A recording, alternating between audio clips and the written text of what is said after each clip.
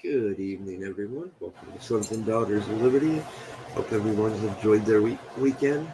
It's having a wonderful Sunday.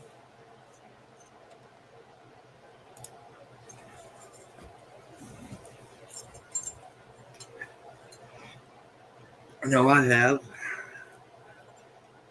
about just kind of put an end to the overtime. I have a chance to work every Sunday this week, but I don't know. After getting sick again for a second time this year, and I can't afford to miss any more work. It's time to chill on the overtime. My body's saying enough.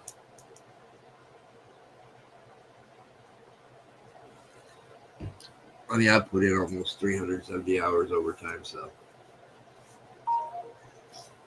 Plus, I've been enjoying this Sunday time slot that I've been doing every night, every weekend. For those that haven't checked it out, I've also started doing a daily commute. I only do it like twice a week, since I got a 2-hour drive to work. And I'll do an evening one and a morning one.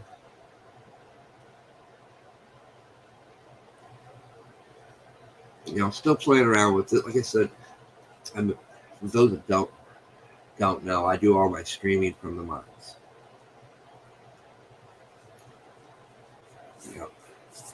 Yes, I still use the YouTube platform, but I use the YouTube as basically as you'd use OBS. I use it for the stream feed. Everything else is done over here on the mines. And like I said, I've got a lot of positive things to say about the mines, the changes they've made. The new chat system that they put together is awesome. I've even created a group chat over there for just Sons and Daughters of Liberty. So we have our little private messenger over there now. And it's way better than what Facebook's got. You can do your video calls. It's pretty much, I think they're utilizing the same app I'm using right here. And what they call the Gathering. It's the Jetsy app. Well, that's what I've also been streaming from my phone. I uploaded the app to my phone, so now it allows me to be able to actually go do live streams mobile. Minus the little part where I have to preset my, like when I'm going to do a live stream, like when I do my daily commutes, I got to set it before I leave in the studio. Only a little drawback because you can't access your YouTube studio from your phone. But it is, other than that, it is a workaround from not having to worry about having 1,000 subscribers to be able to, have full access to mobile chat or your mobile streaming on YouTube. And I like all the features that I get with Jetsy. It's almost like using an OBS. Now, like I said, I know a lot of people, they've been jumping around trying to find places to stream. D-Live for me was never it. I exposed them from the beginning, and now nobody wanted to hear it. Now they found out that, oh yeah, and it's everywhere. Once they get so big, they start implementing the rules.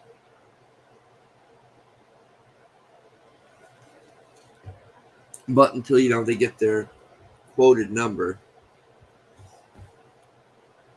they act like everything's cool. I know there's a couple other places, people that set up things we're going to keep an eye on. I did went ahead and set up a Rumble account. Mainly, I'm just looking for another niche where I can post the videos. I'm not going to live stream. I'm not going to pay for it.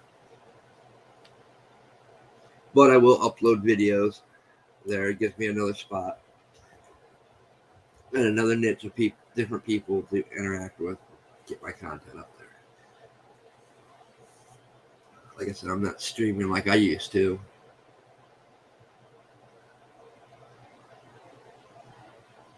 But for the most part, all my videos, if they're not by the end of the year, the more recent ones will be updated to the Internet Archive. That's my number one go-to backup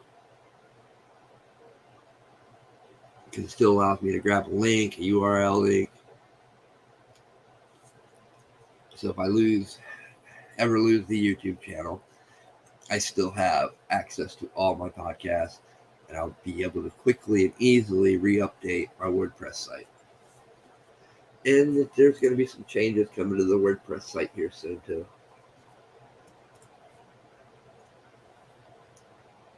I'm going to actually invest some money into it, get it more streamlined the way I like things, where I get in there and do some coding, my own coding. And basically, I'll have it set up so it'll be a direct feed from YouTube. Everything will up as soon as I post a video or go live. It'll actually it'll be there on there the way I want it, instead of me having to always go over there and upload or create a new blog post.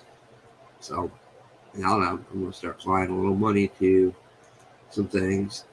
I'm doing all right now, so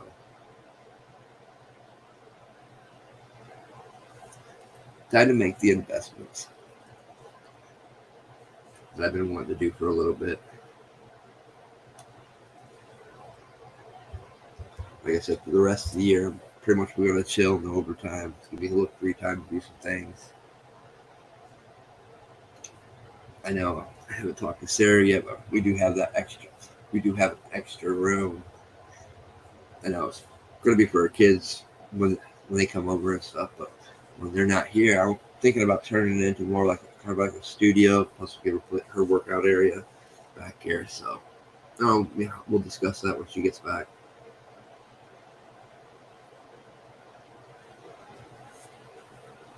It would be kind of nice to have a little studio again.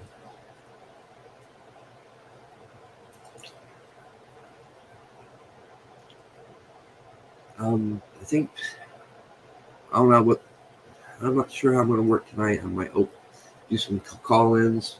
I get some people tuning in. I think Bree's going to be joining us for Easter prepping news a little bit later. So, but I do have a few things I want to talk about. Actually, several things. You know me. I don't know how many people you guys have been following the Kyle Rittenhouse case.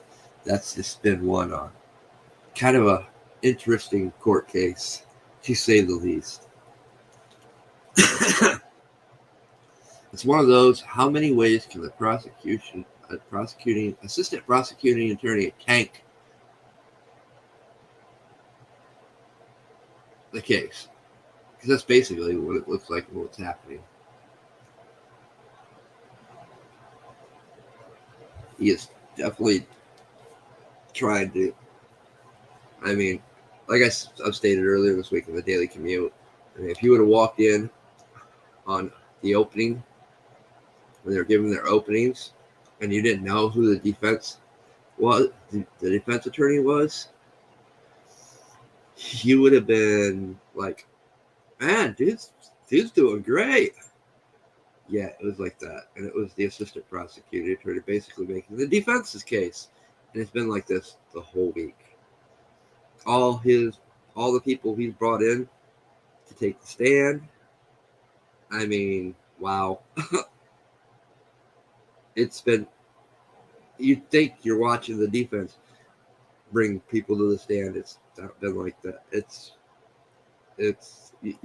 obvious that the district attorney, or in this case, the assistant district attorney, is basically trying to throw the case. And truthfully, it makes sense. They don't got a case to begin with. After hearing the testimony of this week, they do not have a case.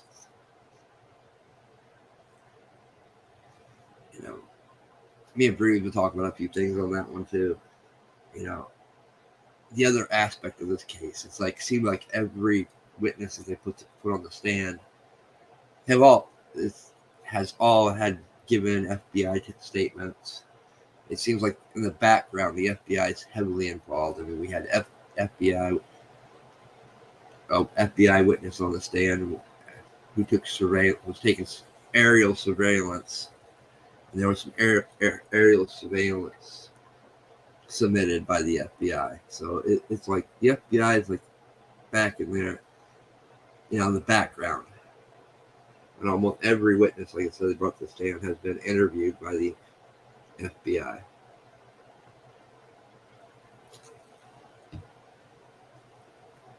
I guess, me and Brie was talking about that.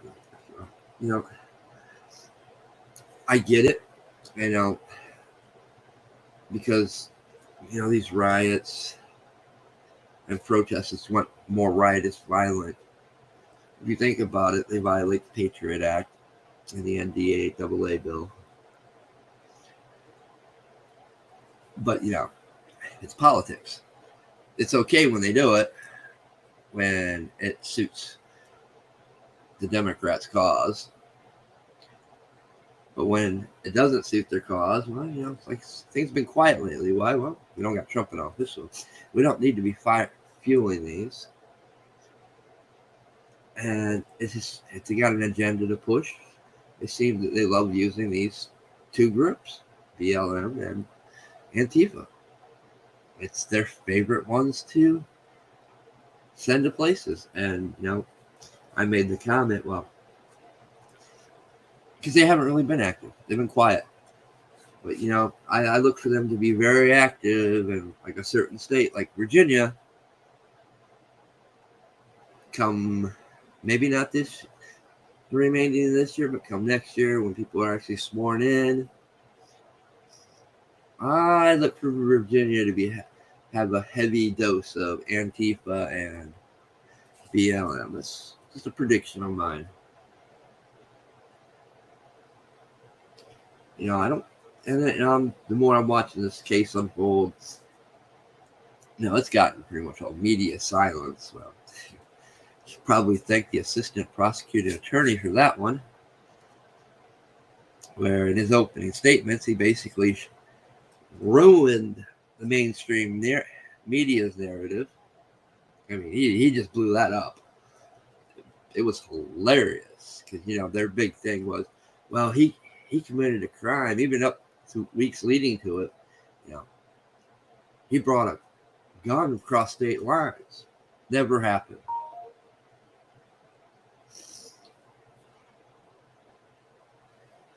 The gun never left Wisconsin. It was always in Wisconsin. Just like they neglected to say that, yes, he may live in Illinois, but he worked as a lifeguard, I believe, in Wisconsin. Kind of neglected to tell you that. Then they could tell you, his mom lives here and his dad lives here. I talked about this earlier this week too. The reason why a lot of these violent protests have happened is because the media is fueling it. The ones that really need to be on trial and held accountable is the mainstream media. It's just ridiculous. The lies they spew, they never go back and correct it. If even they did, it's already too late.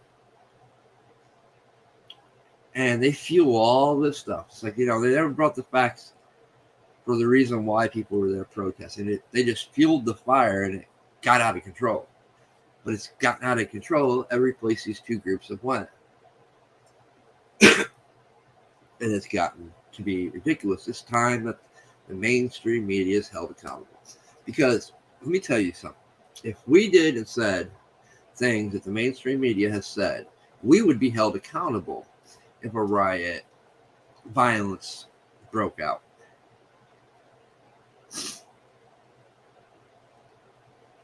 because we incited it. We're held accountable each and every day. Every time I decide to do a live stream podcast, I am held accountable for the things I say on it. It's my job to make sure what I'm saying is factual, that I've researched things, or I clearly state these are my opinions. And for the most part, everything I say on here is my opinion. It's my views and opinions. But when I do talk about certain things, I want to make sure, especially it's important things that are been brought up in the news, that I have my facts straight. But we see what facts mean today. Today, facts mean, well, this corporation's paying this group of fact checkers to fact check things their way. Even though it's been proven time and time again that these fact checkers have been wrong. No accountability. These are the fact-checking police, not you. I could care less about your fact-checking. I don't need somebody else to do my due diligence. And if I needed somebody to do it, I would pay them to do it. But I would also make sure they're doing it the right way. It cannot be biased. It has to be open-ended. You got to have all the facts. You got to have both sides of the story. Then in the end, it ain't up to me to determine if it's actually correct or incorrect. It's up to you. What's your opinions and views on the matter? What do you think? Because we see it throughout and everything. We see scientists being paid off by big pharma, by our politicians, or being just straight flat out told. We've got two different sets of science now. The ones that can barely get funded for anything, and the ones that don't have so much money, they don't have to worry about funding. But we got two different sides of the story there. Especially when it comes to like climate change, or when it comes to pharmaceuticals.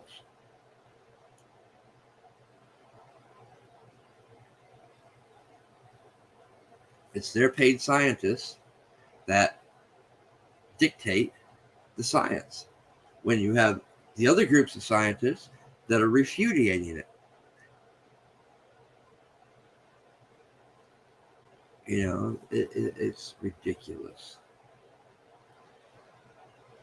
And maybe I should have.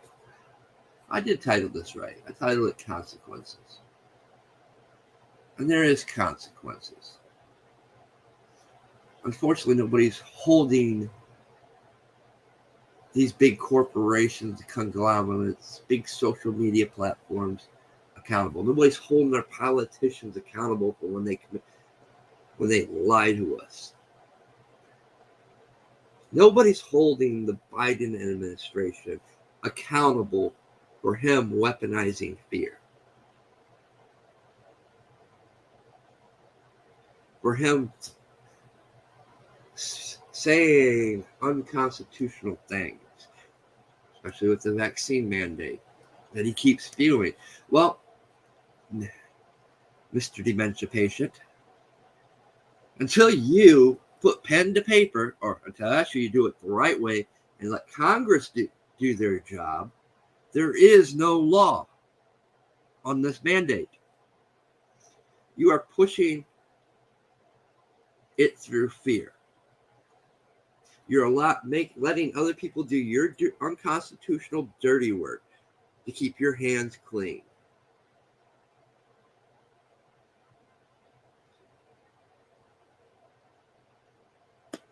And OSHA's jumping at the bit.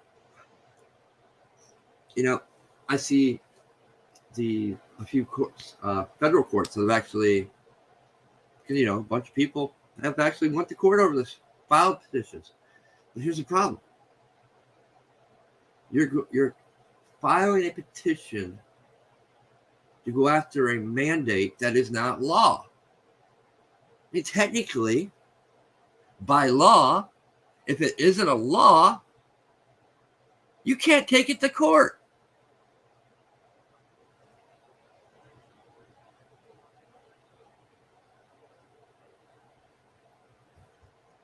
But, some people say that's a win. We've got to, they put a hold on it. They're making them put a deal. No, it's not a win. It shouldn't be in the court because there is no law. Congress has not passed a law on these mandates. The president can't make it unconstitutional, can't sign an executive order because he knows it's unconstitutional. Okay, OSHA's talked about, well, until OSHA actually implements it, and if they do, it's still not a law. OSHA cannot enforce something that is not a law.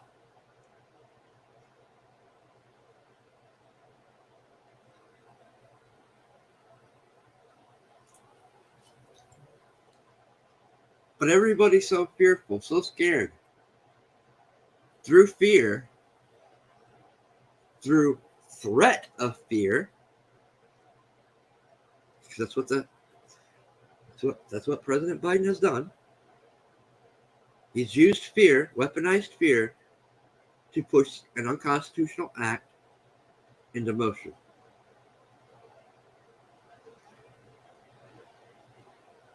Stripping people of the right of the freedom of choice, stripping people of their right to a livelihood, to be able to support their families if they do not get vaccinated.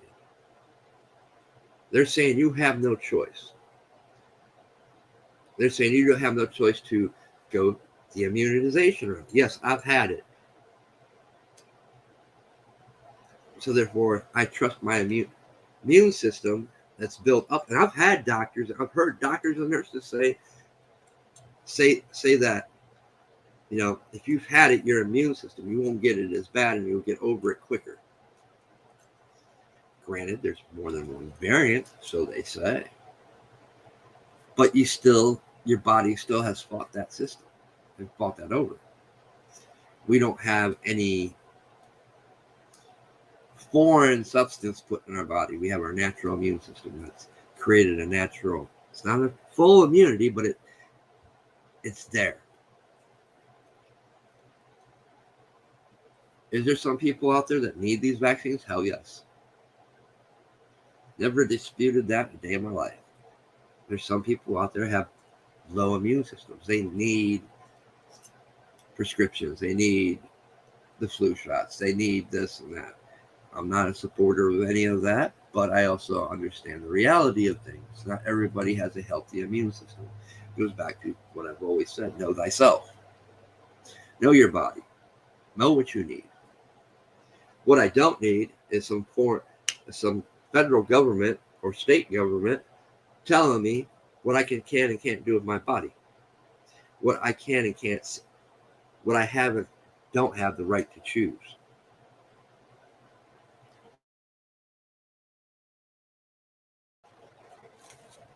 They don't have the right to strip my constitutional rights and freedom. I mean, it's gotten as far as they've basically saying, mandating that your kids have to be vaccinated and you don't have a choice. They've gone so far as they're going to psychologically brainwash your kids that grow up watching Sesame Street, listen to this big, dumb, yellow bird say you need to be vaccinated. Okay. Gotta love parental controls, because I bet you no kids in this house will be ever watching PBS's Sesame Street because it will be blocked.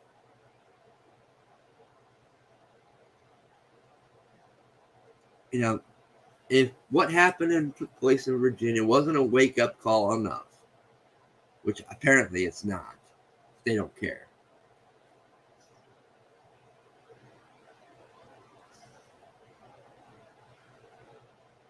And they should, but they don't, which we should be really worried about.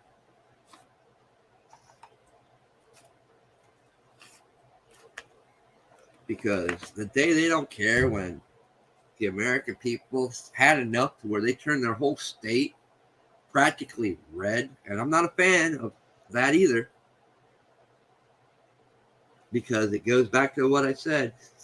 You guys are people have been so programmed and brainwashed that they'll vote only one way and one way only, and not vote for the right person. It's how we keep getting the problems we get. We keep getting the same people that lie to you every time it comes election cycle, that constantly are trying to strip you of your constitutional rights. Or what was it? 7 Republicans have decided to vote for this $1 trillion deficit they're going to put us in, with God knows what in that bill. I mean, just some of the stuff we do know about. That bill should have never been passed to begin with. It should have never. No person in their right mind would have ever said yes. But that's the problem. They said all these people, these Democrats and these few Republicans that said yes, they don't care about you, because somewhere in that bill, it's going to benefit their pockets at the cost of our children's futures.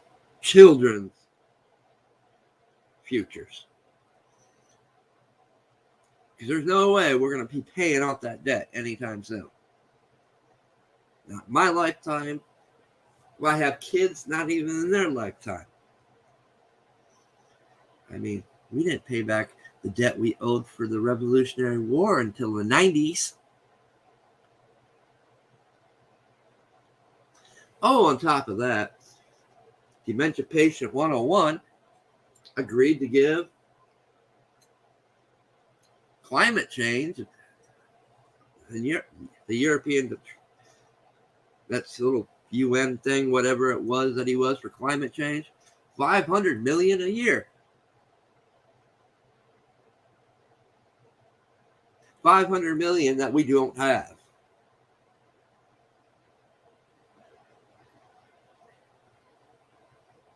We shouldn't be giving no country, and mind you, it wasn't to help these.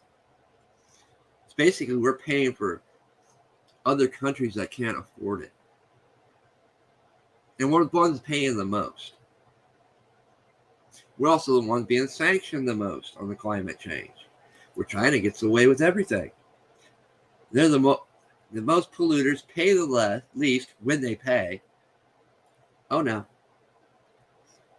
You can't talk bad about China.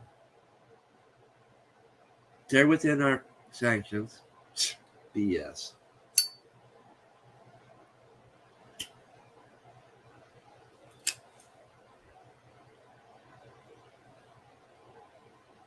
But it's cool for them. It's cool for them to go around every country, invade their countries, rape and pillage their natural resources, and it ain't nothing nobody can do about it.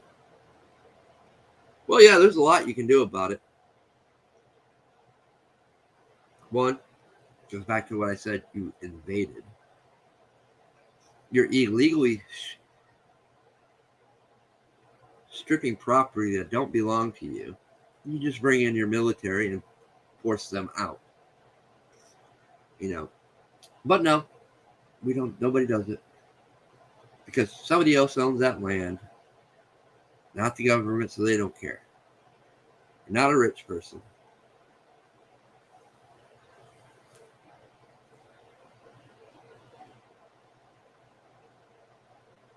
Everybody screams climate change. Well, you know what? It's a natural cycle. There's plenty of science that backs it up. Oh, wait, but these ain't the paid guys. So therefore, their science doesn't count because we're not paying them to say what we want. So all those ice core samples they've done, all the tree rings that they've done, that don't mean nothing because it actually disputes climate change.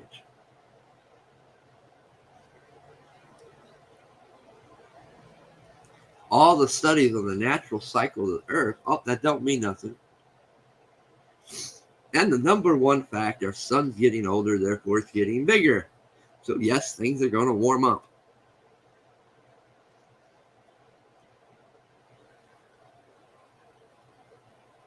That was basic science when I was in junior high. Actually, that was basic science when I was in middle school. Hasn't changed. The only thing that's changed is they took it out of the curriculum to compensate Common Core.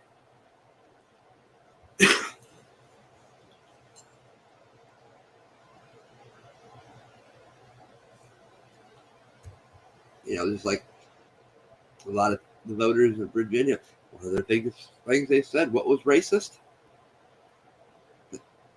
The actual curriculum that they put in the schools to teach race theory. That was racism. That was pure racist.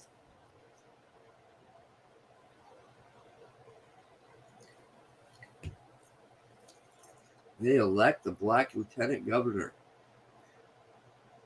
which was amazing, by the way, for the state of Virginia. Pro Second Amendment. Oh, that was white supremacists. What?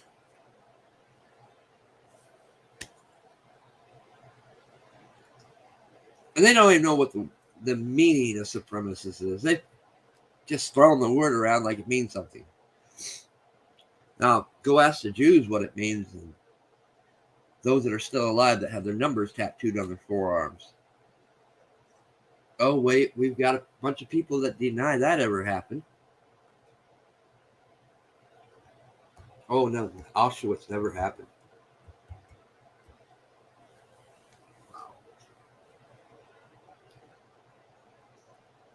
It's time our corporations are held accountable. It's time we had a real Congress. They would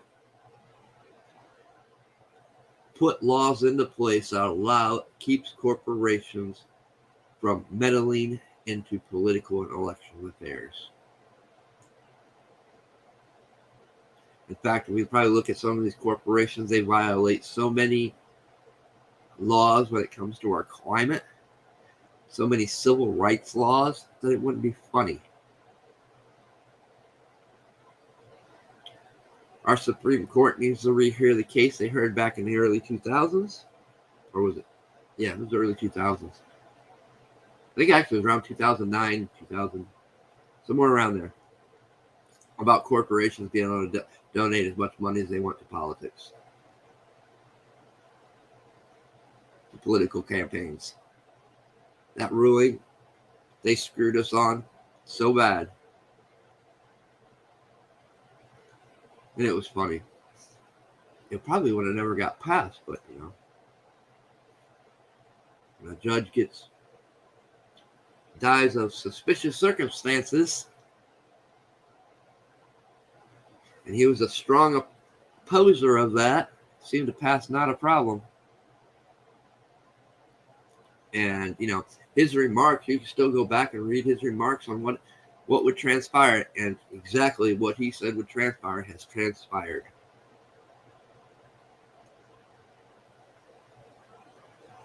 They talk about foreign influence.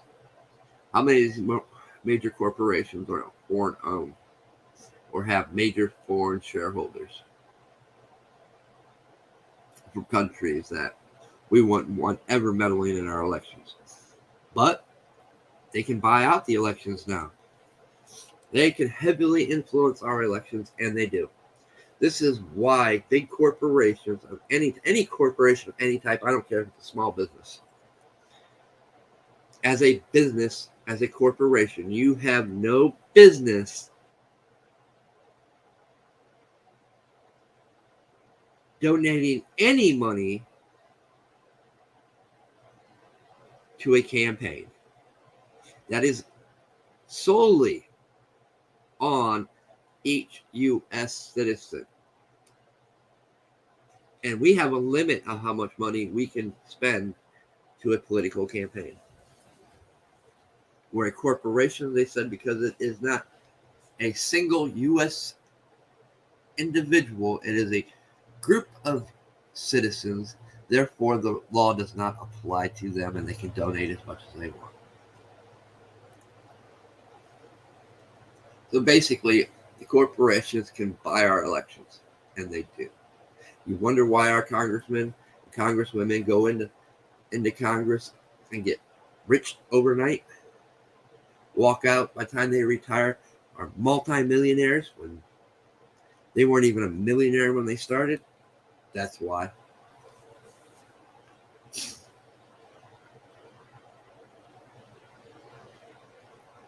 No, I'm glad to see individual states stepping up, refusing and passing legislations and laws to prevent a mandate. Wait, they're doing what Congress and the coward Biden should be doing. But no, they're going to use fear. Well, guess what? Now we do have laws in certain states that prevent that mandate. It's a prevention and it's a law. Unlike the threat of and use of fear that this mandate is going to take effect on the 4th. Where is the law? Where is the written law of that mandate? There is none. And in certain states, if you even do, they won't recognize it. Which is going to be interesting.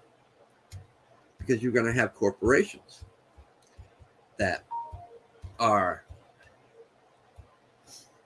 based somewhere else, but because they are like a franchise, they're everywhere, like your Walmarts, your Amazons, they're everywhere, your Dollar Generals, and you name it.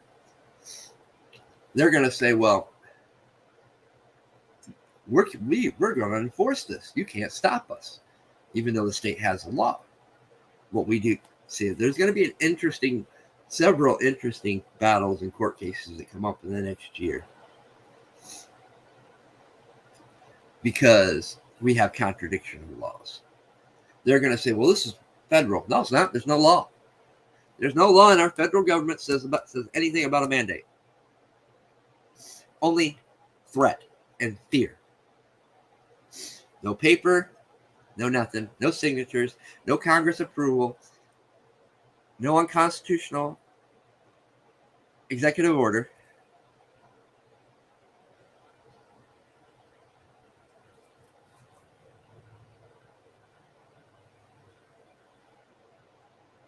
The only laws thus far is these states that passed this law blocking any attempted measure to bring a mandate.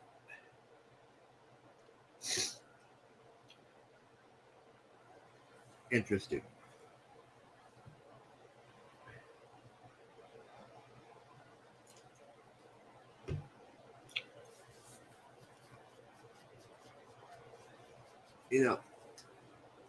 Part of me is glad to see what transpired and happened in Virginia. But it meant nothing, as we can see. There's no politicians running in fear. I mean, yeah, they probably are behind closed doors. They're probably shaking in their boots, but they don't care. Then, it goes back to that consequences. There's consequences to the things that transpire. And these deranged people that we've got in office truly believe in the scorched earth tactics. And if they actually think that everything's going to go sideways, they'll burn it all to the ground. And they're doing that right now with the economy. I mean, damn, gas has skyrocketed again. Almost $3.50. Of course, it seems to always happen when you get closer to the holidays. We got these shortages.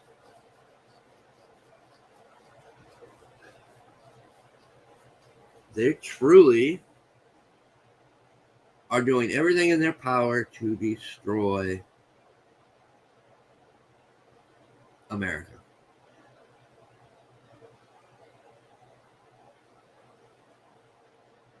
So, yes, some might say it was a huge victory.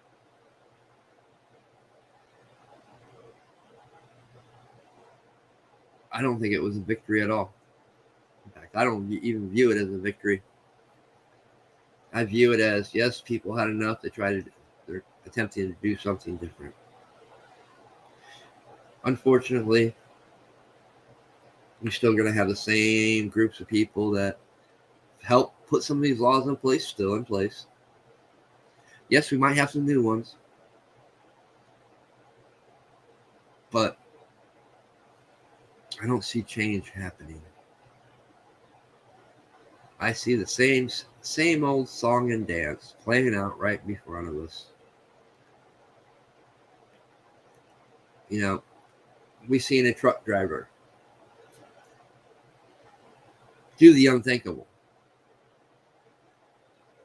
And we see as the week went out, oh, not all the votes have been counted.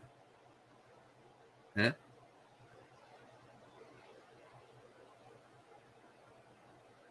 More votes keep coming in out of nowhere, miraculously appearing, and his lead keeps disappearing, snuffing out, that concept that it's a completely that's a mockery of our what our freedom of the Constitution is supposed to mean. Of course, it's New Jersey, it's New York, it's California. It's a lot of states. It's actually every state. Some are just worse than the others, but it's in every state, every county.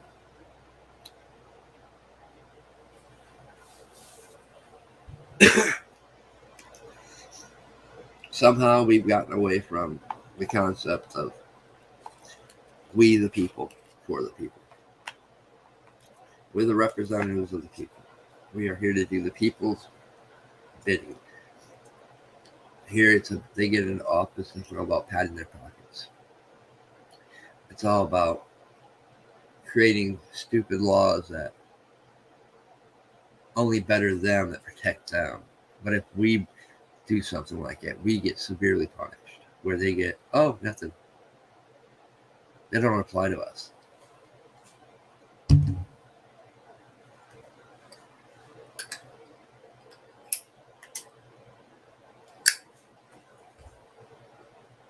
We never get the real people that needs to be held accountable. The only time people are held accountable, it's the ones that aren't rich, can't afford multi-million-dollar lawyers.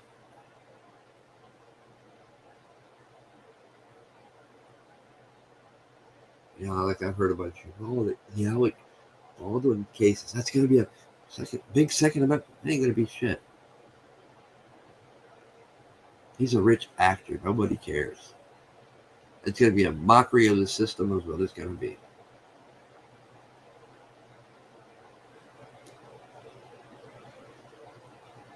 It's not even something would waste my time following.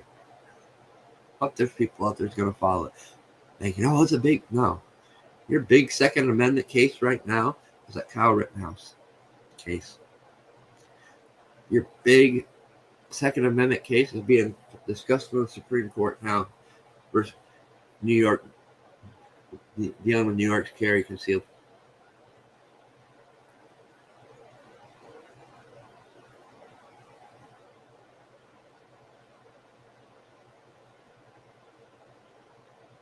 Those are the ones we should be focused on. Not some idiot celebrity that obviously shouldn't be even touching a prop gun. Come to find out, it wasn't even a prop gun. Yeah. Now, some people just should never be allowed to possess, own, or touch firearms.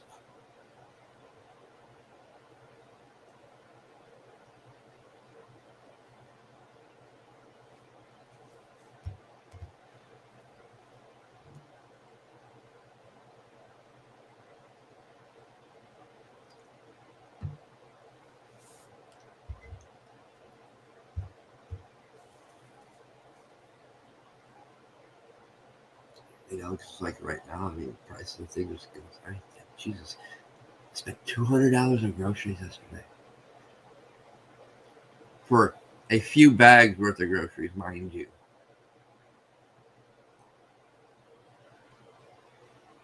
A few canned goods. It's like I looked at the prices of the stuff, the vegetables that I like usually get. Normally are like $1 or 89 cents. They were like almost $3 a bag. I was like, what the hell? They're like $2.79 a bag. It's like, Jesus.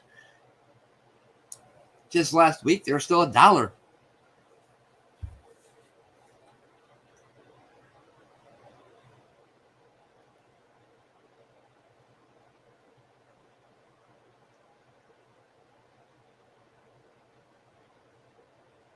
That's like more. That's like half my check right there, gone for something that's not even enough groceries to get me through the week. To be honest with you, that's the sad part of it.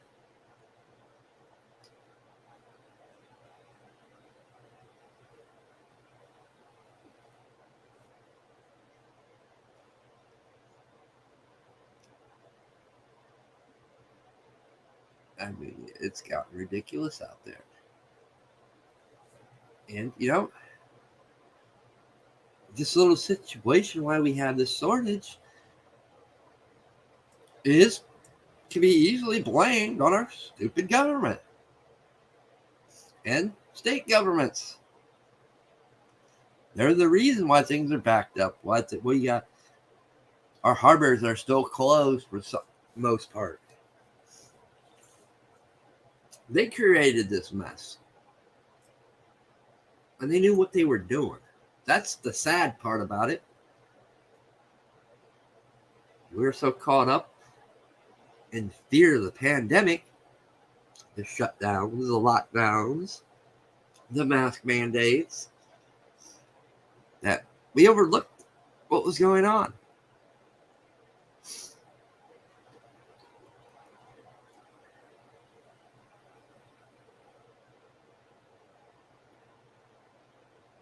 Now, almost over a year later, we see the full ramifications. Now, with the threats of mandates, we see more people stressing and fearing that they might not have a job if they choose to live by the way they've been brought up to live. The freedom of choice. The freedom of choice. I'm not going to inject myself with any of this poison. Some people's mentality, that's what those injections are, poison. But, your religious exemptions don't count. We've seen OSHA increase the fine amount to where it's ridiculous. It's like, swear to God, we're living in war in Hitler's Germany right now in the United States.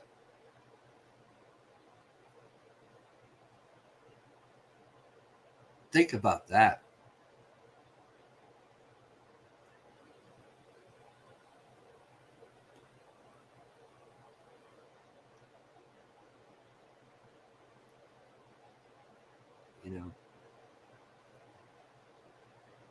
This is truly, and they want to throw that supremacy word around. You know who the true supremacists are right now? And they're acting like it. Our elected officials. There's our true supremacists. Because they're acting like Nazi supremacists. Yeah, they want to call us that. But they're the ones acting like it. They're the ones that's acting like the SS did in Germany.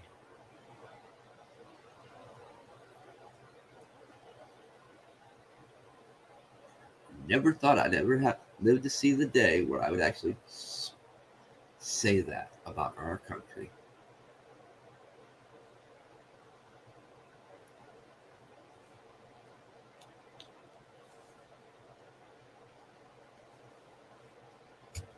I mean, everywhere you turn, there's a psychological warfare game going on.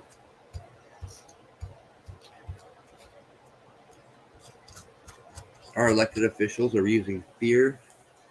They've weaponized fear to a point where you can't have an opinion that differs from them.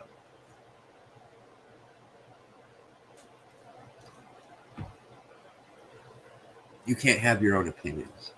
You can't be free thinkers.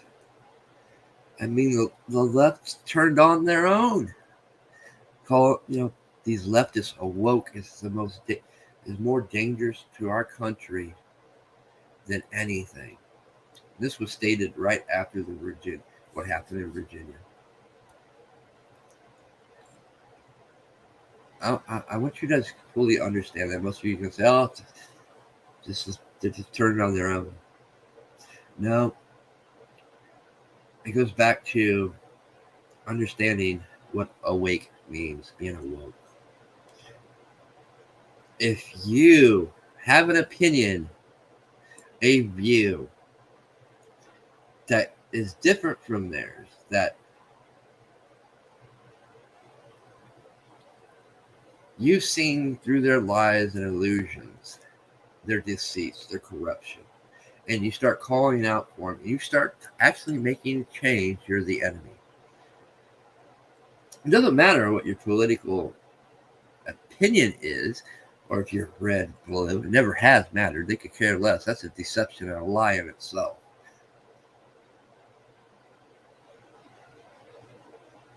That most of the people, everybody, oh, I'm only going to vote red. Yeah, see where that gets you in a couple of years. There's no difference. They're still putting the same people in office, or the same mindset, mentality in office. We're not putting our neighbor in office that we've known for all these years, that we know supports the Constitution, that believes in freedoms and liberties and rights. No, we're putting a millionaire in office that could care less about anybody that's underneath him, because in his eyes, you are beneath him. He'll sell you sweet jargons and sweet words to get your vote. But once he gets it and he gets elected, it's about his bottom dollar. And guess what? You're not it. You're exactly what he despises. You're beneath him or her.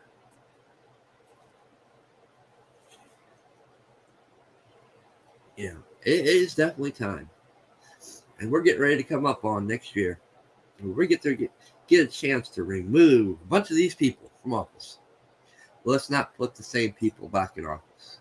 Let's not put the same type of people back in office, is what I mean. Let's find that truck driver, that farmer, that community leader, that neighbor. Let's put them into office. You want to make change? That's how you make change. I can tell you right now, it's not going to fly.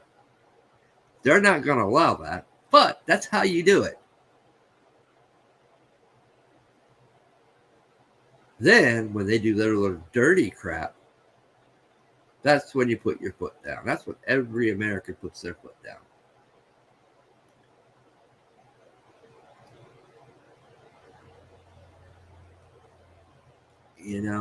They'd much rather have us divided, fighting against each other, arguing with each other about who's right, who's wrong, instead of looking at them and seeing exactly what they've been doing for decades.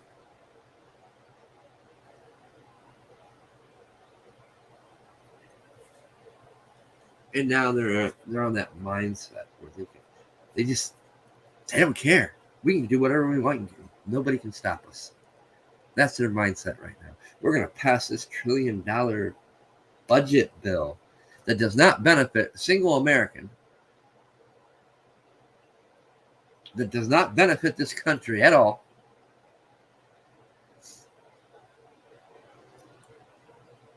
We're going to pass this. In fact, it's got legislation that screws almost every American in it. Yeah.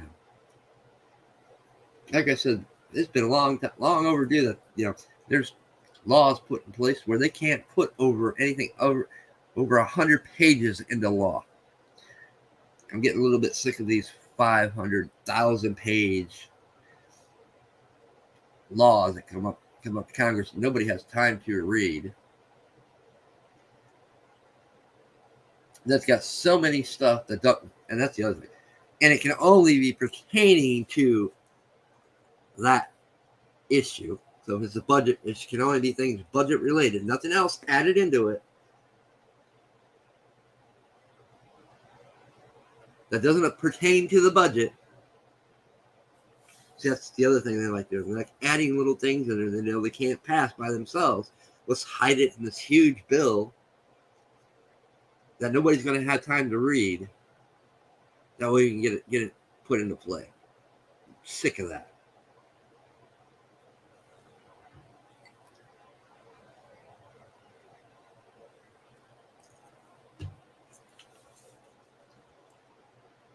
But they keep doing it. No change comes. When they get caught doing something, oh, we're going to pass this bill so it can't happen again. No, it don't work that way. You committed ethics charges. You should be removed. Oh, wait. Ethic violations can only be heard by their own peers and brought by their own peers. Therefore, no one's going to hold an ethics committee versus one of their own. Our checks and balances are broken. The very checks and balances that were put in place to prevent them from becoming tyrannical, doesn't work because they're so tyrannical that if one of them would suggest it, they'd run that person out.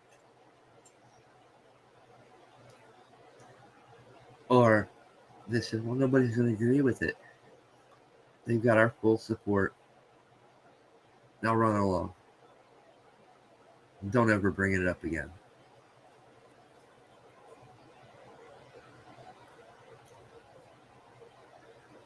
Our government is a mockery. They mock the very concept of what our founding fathers set in place. They've done everything in their power to destroy everything our founding fathers have put in place. They don't want you to have freedoms. They don't want you to have an opinion. They don't want you to have a say. They don't want you to have control of your children and say in what your children can and can't do, what education they can and can't have.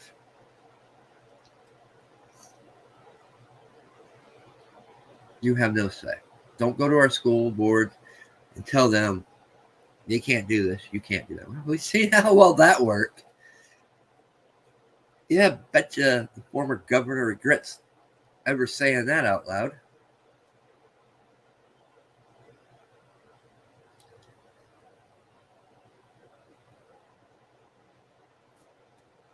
But, like I said, Virginia, time will tell what changes come about, if any. I don't think any real change comes about. I think it's still the same old song and dance.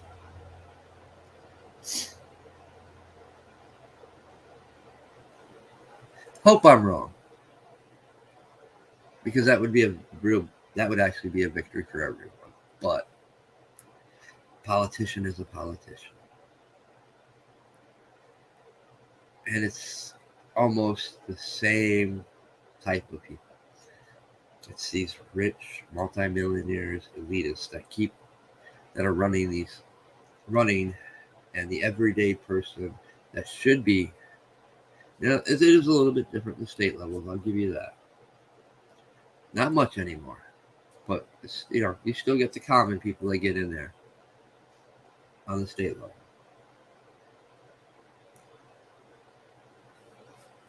I hear talks about, DeSantis would be a good candidate for president, not Trump. And I'm going to be honest with you. I don't want to see a Trump as president. I don't want to see a DeSantis as president. I don't want to see a name that I know that is already a politician as president. I want to see one of you. That's what it's supposed to be about. That's what it's designed to be about. We need to get rid of these multimillionaires, rich, elitist bastards from our government. We don't need another president that's a millionaire. We need another president. We need a president that is a hardworking individual that's worked his whole life, that knows what it's like to barely get by from check to check. That's who we need as a president. We don't need no DeSantis or no governor. Their track records speak quite clearly. But he's done so much. No, he hasn't.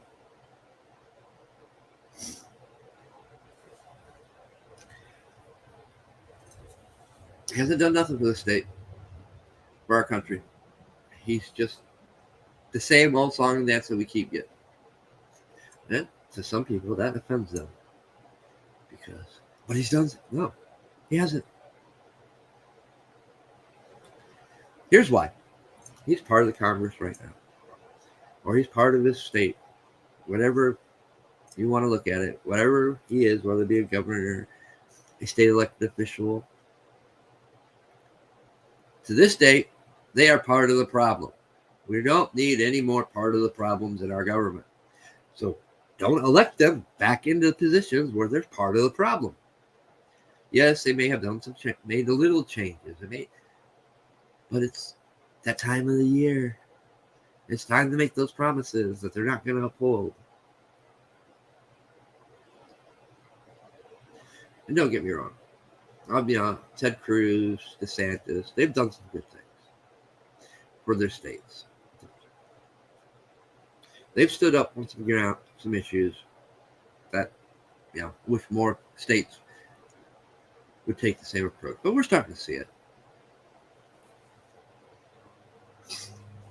But we got to look at what we're dealt with. We need our communities. We need people that know what it's like. Know what it's like to be censored. Know what it's like to say your opinion don't matter. You can't have a view or an opinion on this matter. That's who we need in the office. Because we know people like that are going to start holding people and corporations accountable. They're going to make the changes that benefit their fellow brothers and sisters. We, the people. Us Americans.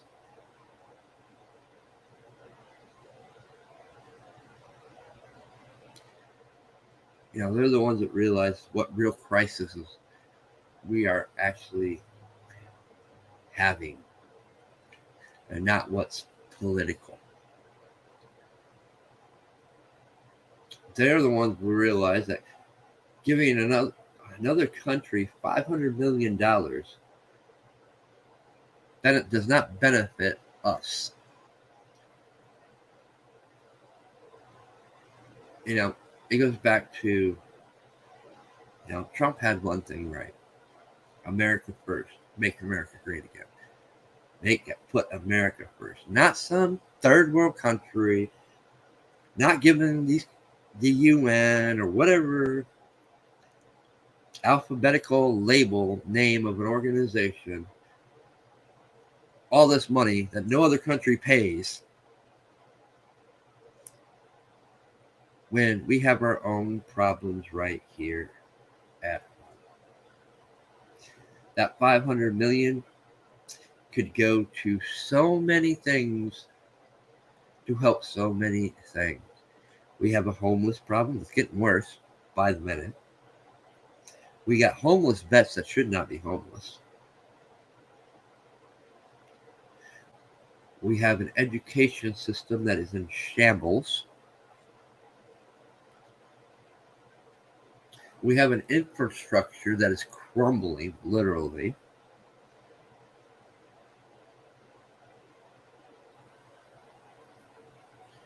No, the UN climate accord does not need our 500 million.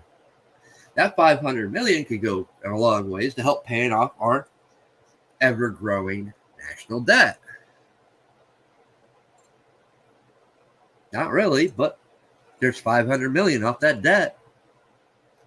Oh, wait, it just got jumped by a couple trillion because it passed.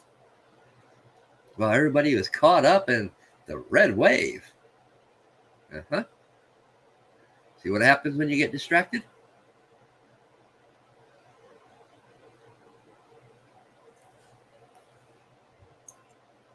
They got their major victory.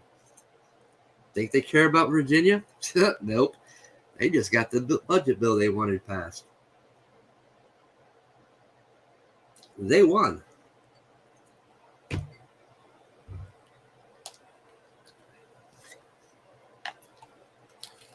Then we're back to the mandate thing.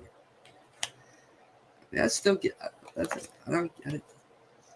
I mean, I've seen weaponized fear. Maybe I need to stop calling the Joe the dementia patient 101 because he's playing a good game. I got to give props for props to. He knows he can't sign an executive order because it's unconstitutional. But man, this man is wreaking havoc.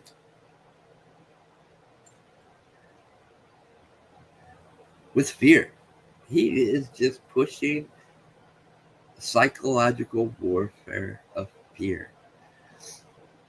The threat alone of mandates. It's not a law book, guys and girls. It is not a law.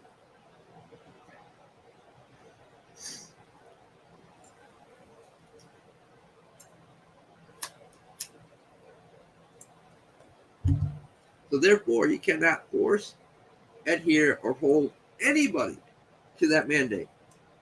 In any business that actually tried to do that is liable to a lawsuit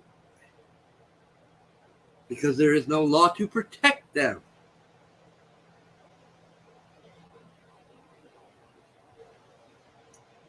That's what puzzled me when they federal courts put stay on mandate. You can't really rule on that because there's no law that you're ruling on.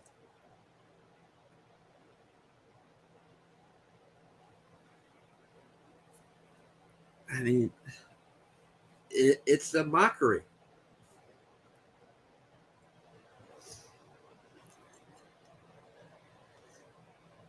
It is truly a miscarriage of justice. The fact that we have federal courts making rulings on a law, on a legal matter that has no legal matter because there is no law.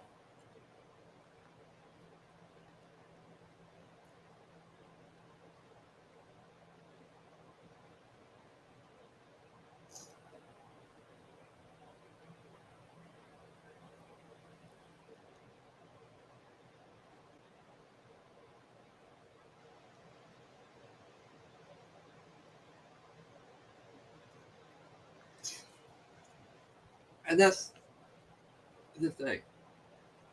Out of fear, we have people reacting. Fear is a dangerous thing because you never really know how an individual is going to react. You don't know the full consequences of when you push the fear game.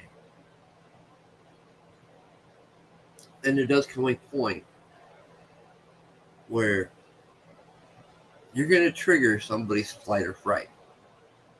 or fight or flight.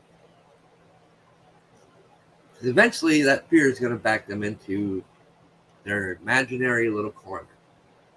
And it's going to trigger that. And we see it. It's, we got federal courts ruling on passing a verdict on something that isn't a law.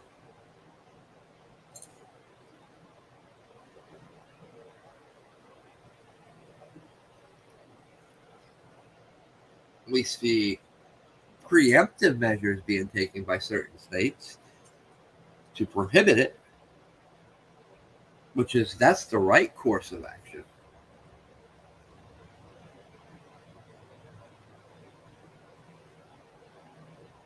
Now, there's where there's laws, because now they went through hopefully they went about the right way, went through their state legislators and just not executive ordered it, because there's a right way and a wrong way to do things. Because then if you just bypassed your legislative branch, you just basically committed an unconstitutional act. Which was, you got to give Ted Cruz a little credit for the way he worded his little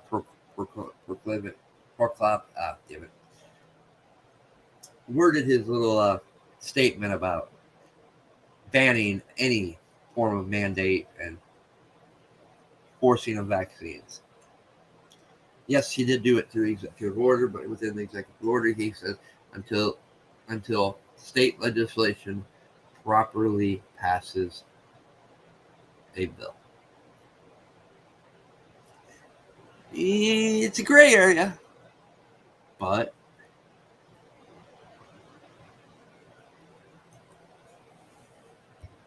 and we could probably pick it apart and argue back and forth the semantics of the Constitution on is it unconstitutional?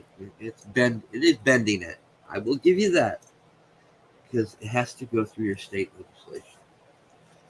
Hence why Dementia Patient 101 can't sign an executive order. He knows it.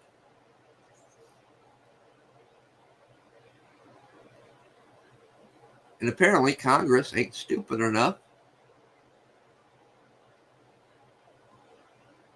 to do their job. Of course, I think they all realize they did that. It'd be political suicide.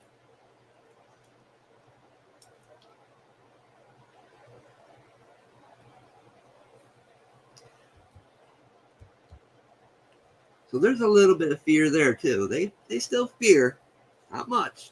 They still fear ramifications and consequences. Because that right there is potentially the shot, could be the next shot heard around the world. That's when, the American people says enough's enough. We're within our constitutional rights to take back what's ours.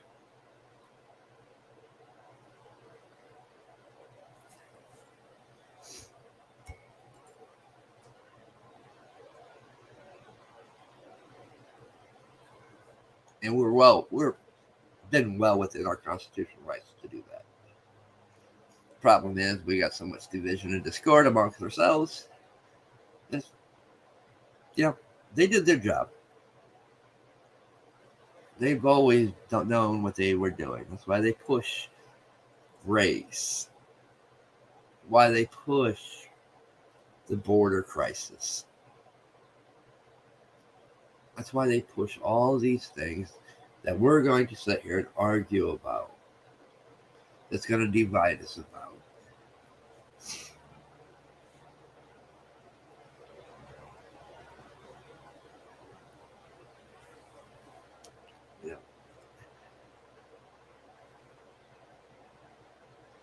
Instead of being united on causes, we just continually stay divided on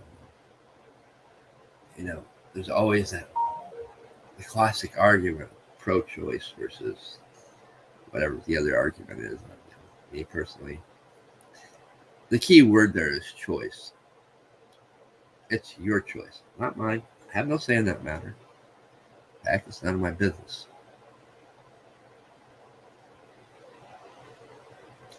That is the individual's choice. It should always be that. But they use everything as a weapon to manipulate us, to pit us against each other. Well, that's violates my religious beliefs. Okay, the key word there, yours. When does your choice, what you do, dictate what another person's choice is? It doesn't.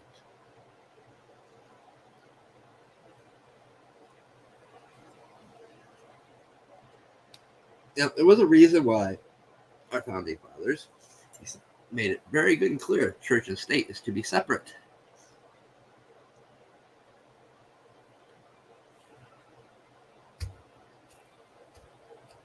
Because not everybody has the same religious beliefs.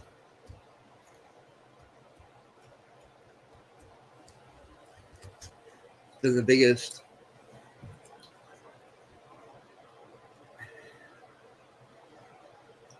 problem in our history of the world. How many holy wars were fought about whose religion is right or wrong? Instead of, that's your choice. I respect your choice. Please respect mine. And we mind each other's businesses. But no, it's not like that. They know they can manipulate that and pit people against each other to a fight and argue back and forth who's right or wrong and create a divide.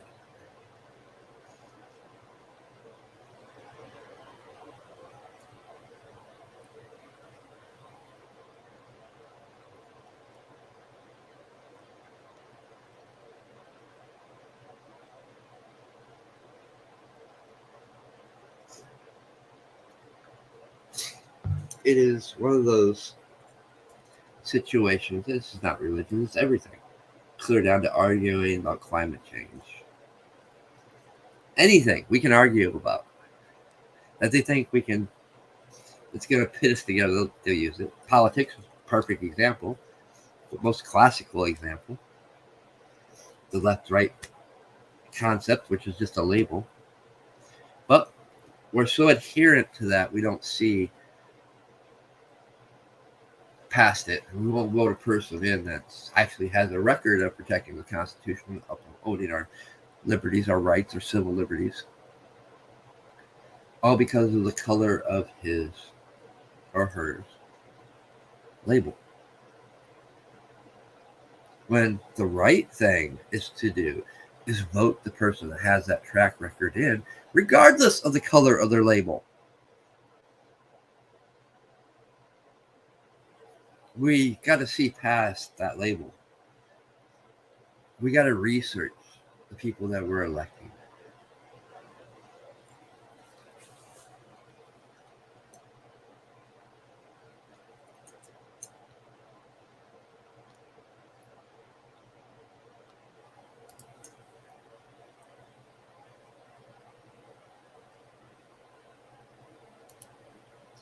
I think I haven't done this in a while. I don't really know how many people are actually watching. But I am going to drop the links. The phone link for anybody who would like to call in. And I will also drop the link to the Gathering app itself, where you can actually just join me here.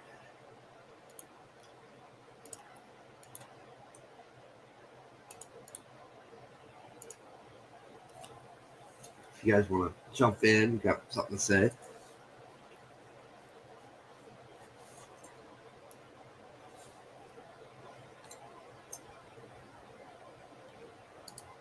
And that's something else I keep forgetting all the time.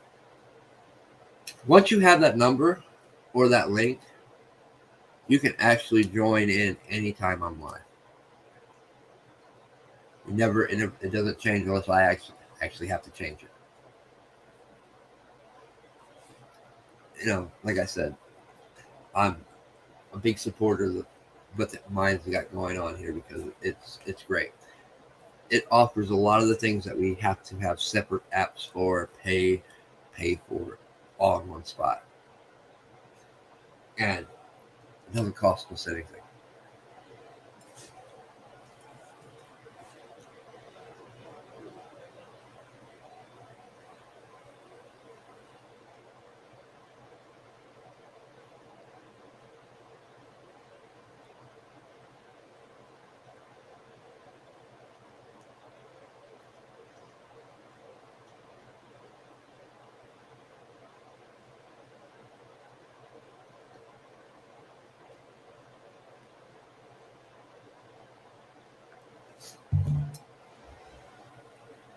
Because we all have opinions and views, and they're important. This is actually how we get around that little division thing of theirs, and how we start mending fences. Because we're not always going to agree on things, which is good. We shouldn't. Because, the things we talk about and discuss, each person's opinions and views will make you think, question things.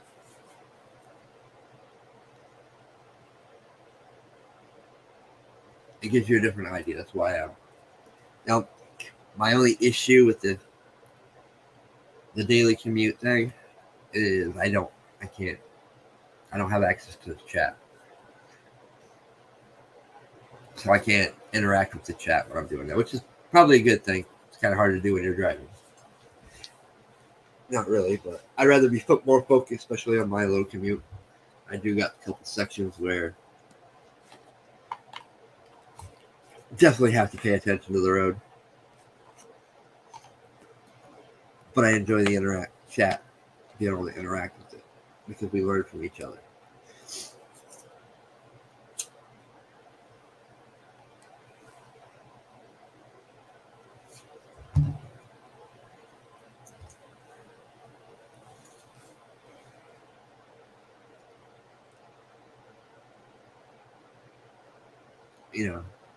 It's a bunch of things that we can do to make the small changes. And some of that, having our channels more open to other opinions and views. Granted, I know I'm not everyone's cup of tea, obviously. But it doesn't mean I don't sit there and listen to people, listen to their comments. Occasionally I might pop in, leave some comments. Usually don't. I'd much rather watch, observe, read the comments, hear what people are saying. But I do time to time to try to interact. But I've also kind of gotten away from a lot of the major platforms now. I mean, I'm still there, but not there. I mean, I might open my Facebook once a week, if that. Really don't go to Gab. I go there just to upload the video and gone. I'm never a big fan of Gab anyway. Not after they prove they're no different than anybody else.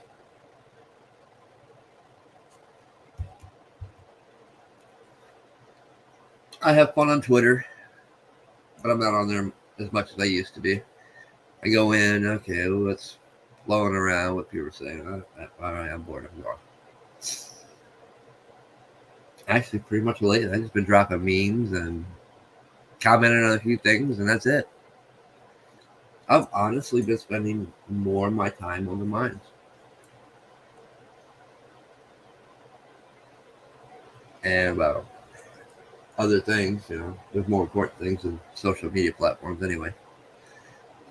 Like I said, I've just recently moved, so I've been a lot of focus has been getting the apartments squared away, bills taken care of, caught back up when I had to quarantine because my sister had COVID. Another prime example. She was fully vaccinated with her second shot, and she caught COVID. You know? But yet, I remember when they're talking about the vaccines and all that. Oh, you get this vaccine, you never have to get it again. 3 months later, you need a second one. You're going to need a booster.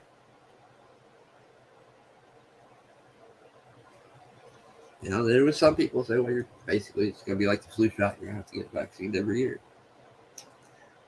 Yeah, those guys sound like they were the right ones to listen to.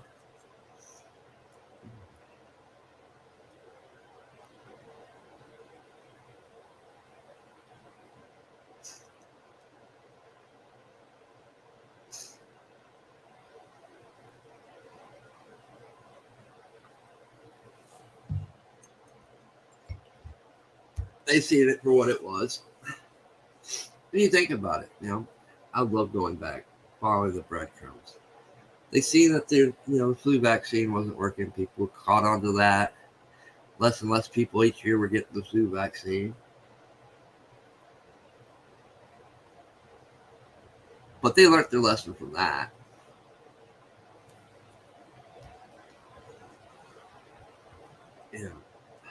It's like I said, I tune in for a little bit. I can only tolerate things that come out of Fuchi's mouth for so long. But I will tell you this. He's an interesting one to research. If you go clear back to the 80s,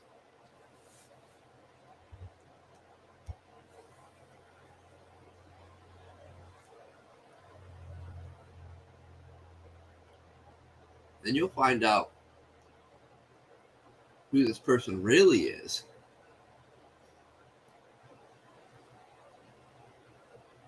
And how this person isn't in some prison yet, I don't quite understand myself, but oh, wait, yeah, I do.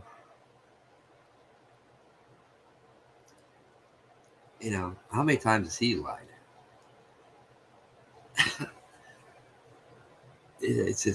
It's Rand Paul tore into him quite a little bit and called him on it. I'm not a big fan of the Rand Paul either.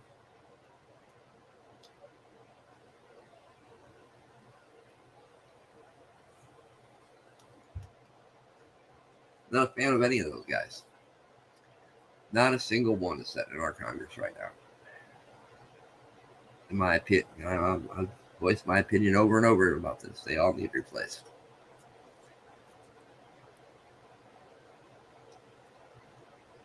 And because I've heard it.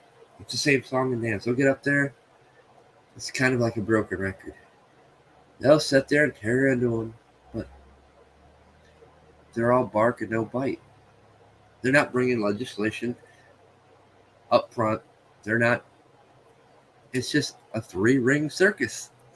It's entertainment for the masses. We're going to do this.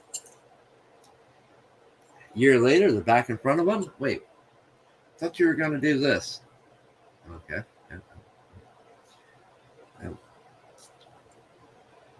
It's all right there in front of you guys. Nothing's hidden anymore. They don't care.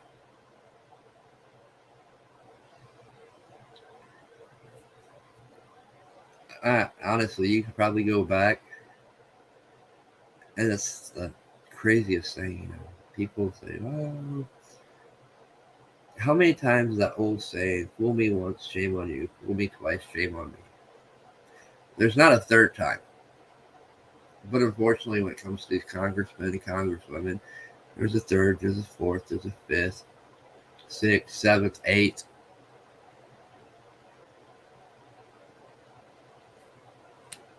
It's one broken promise after another. It's one lie after another.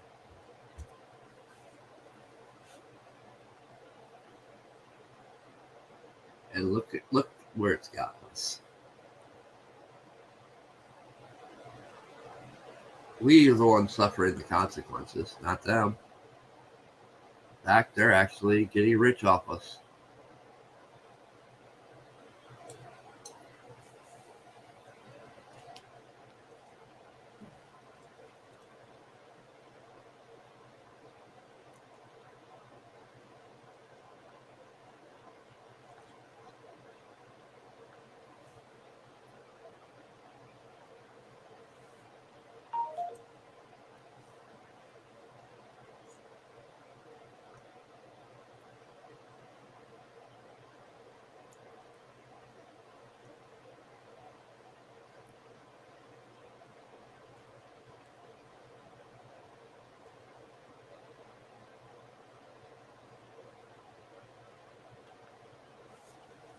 You know, sometimes I think we come on here and we sound like broken records. We talk about pretty much, well, the same things over and over. Might be a different topic, but it's a broken record. Because, we're caught in those niches where it's an echo chamber. I do my best to stay out of the echo chambers as much as possible. That's why I'm all over the place. Which is better. I get a lot of benefit off. I get different sides of feedback from every different site I'm on. But at the same time, it's work because I have to upload. I have to embed all these videos in these different places, and I have to pay attention to my notifications. It's a lot of work. But that work pays off. It's rewarding. You get different opinions, different views. You learn a lot. Some people, they don't realize, sometimes it's the simplest things. I remember back when I decided to venture out. I'm going to create my own platform. Well, I don't know shit about coding. I know a little. Not that much of it. And it gets to the point where, you know what? I'm pretty good at this. I'm a jack of all trades, literally. So I took the time, and a beautiful platform such as YouTube is, I learned how to build a platform from the ground up.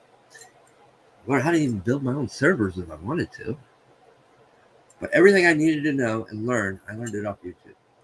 Didn't need to pay a fancy college. I got to listen to professors here on YouTube giving their courses for free. And the guy that was basically the financier of this, he knew I was somewhat, tech savvy, but I didn't have all the training. So he did what he was supposed to. He had a backup, which was cool. He gave me time to play, learn, and when his backup turned into be a joke, I showed him what I did using open source, free source stuff, and all the free stuff that I was able to learn. And I basically handed him a website. Everything done, clear from the back end, clear to the plugins, everything that takes to run a website. The main issues, really the issues was always going to be until we got our own servers. We're going to have to rely on hosting servers and their terms and services, which are all the fucking same. You don't have no freedom.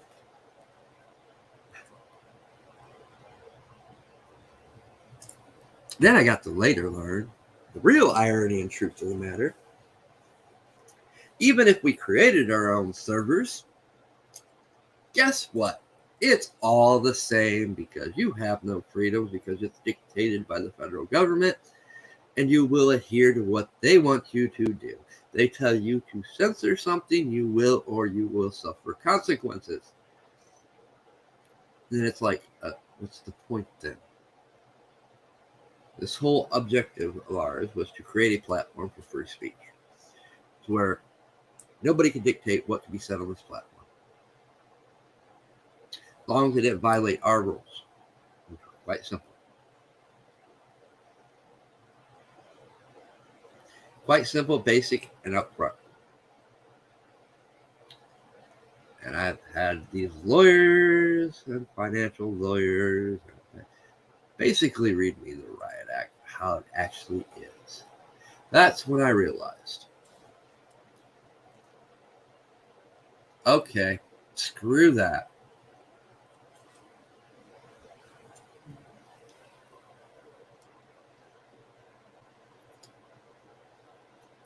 I'm not going to waste any more time on this endeavor because it's not worth it. That's when the rebel came out and said, you know what? I'm here. I'm on these platforms. I'm just going to do what I know to do. And I have. I don't need the headaches, the stress, the aggravations of trying to buck a system that's going to bankrupt you if you don't adhere. Because that's exactly what they do.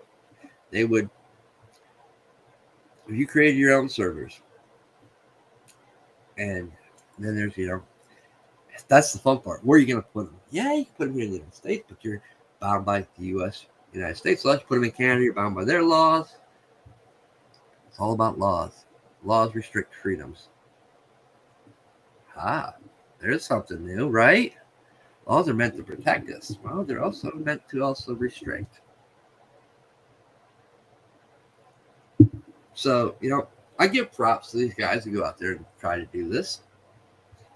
But in the end, they're going to realize what I did. You can create all these platforms you want. You're going to realize you're still answerable to your host provider. Then, if you manage to make enough money, and the basic minimum server costs you 10 grand. That's just the basic, and you need more than one. So you're talking a good 50K to do something like on a lower scale than what Facebook is doing. Or MySpace. Back when MySpace is actually still around. It got bought out by somebody. I don't know if it's still called MySpace, but you get the point, right? Even when you get to that point, can afford that, you're still bound by whatever country you stick those servers in, their laws. And what can be said, what can be done. If they tell you need to remove this, you don't, they're going to basically give you the Riot Act. They're going to take you through court until you're bankrupt. So yes, I like seeing these people go out there and create these new platforms and stuff. But eventually they're going to realize what I did. That running gets you nowhere. I'm not going to jump around to all these news sites because it's the same. No matter how good its intentions, and that's what stopped us. Our intentions were great. But as soon as we would have fully committed, our attentions would have just been that, attentions, because we wouldn't have been able to truly follow through when they wanted to push censorship.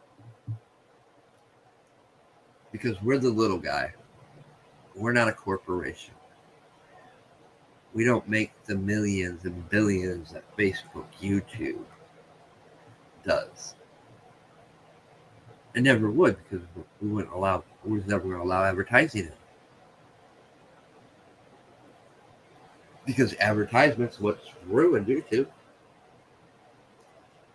Really, it has.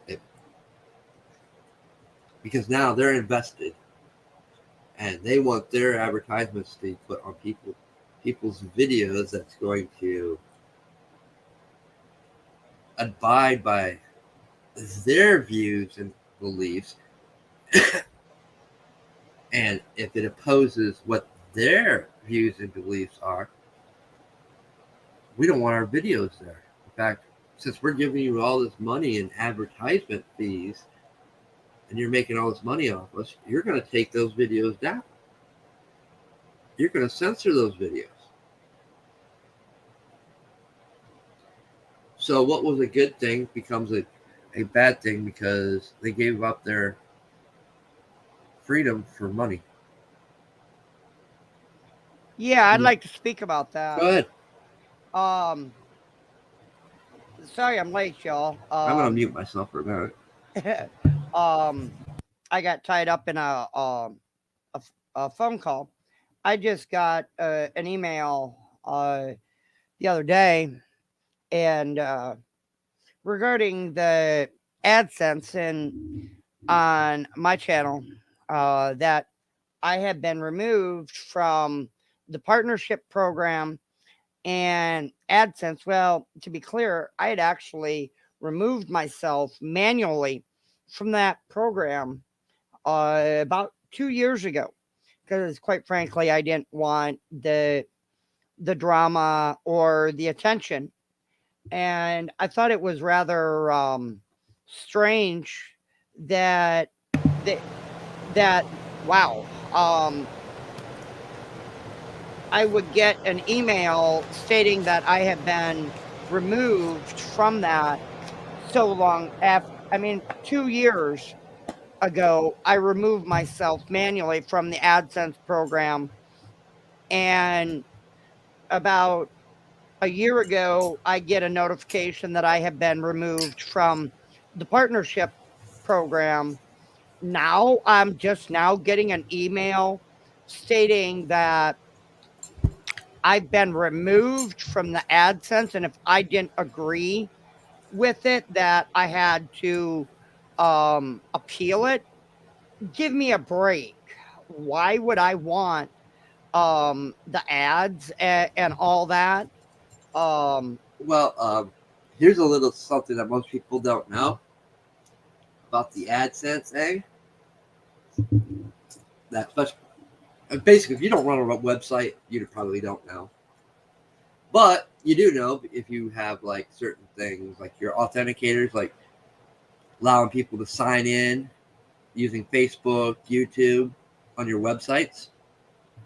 That's actually tied into the AdSense program. yep, It's part of their widget, third party, and it's a third party widget at that, which yep. is, I eventually went down that rabbit hole and researched that, and that's scary. And we wonder why there's so much, you know, hacking going on. That's because of Yep. these third party widgets. That is basic. It's just like people. Oh, I'm going to use DuckDuckGo. Okay, go ahead. It's irrelevant. The only search engine that's recognized when you build a website on any website is the Google search engine. Yep. It's automatically built into the coding. No other search engine, all other search engines actually have to tie into it. So, it's like Google actually has a monopoly on that because every website, no matter where you're at, it is the Google search engine, which, brings about, your ads. So no matter what, some way, some form, we still are tied to the AdSense. I have the day I stopped doing my own websites and stuff like that.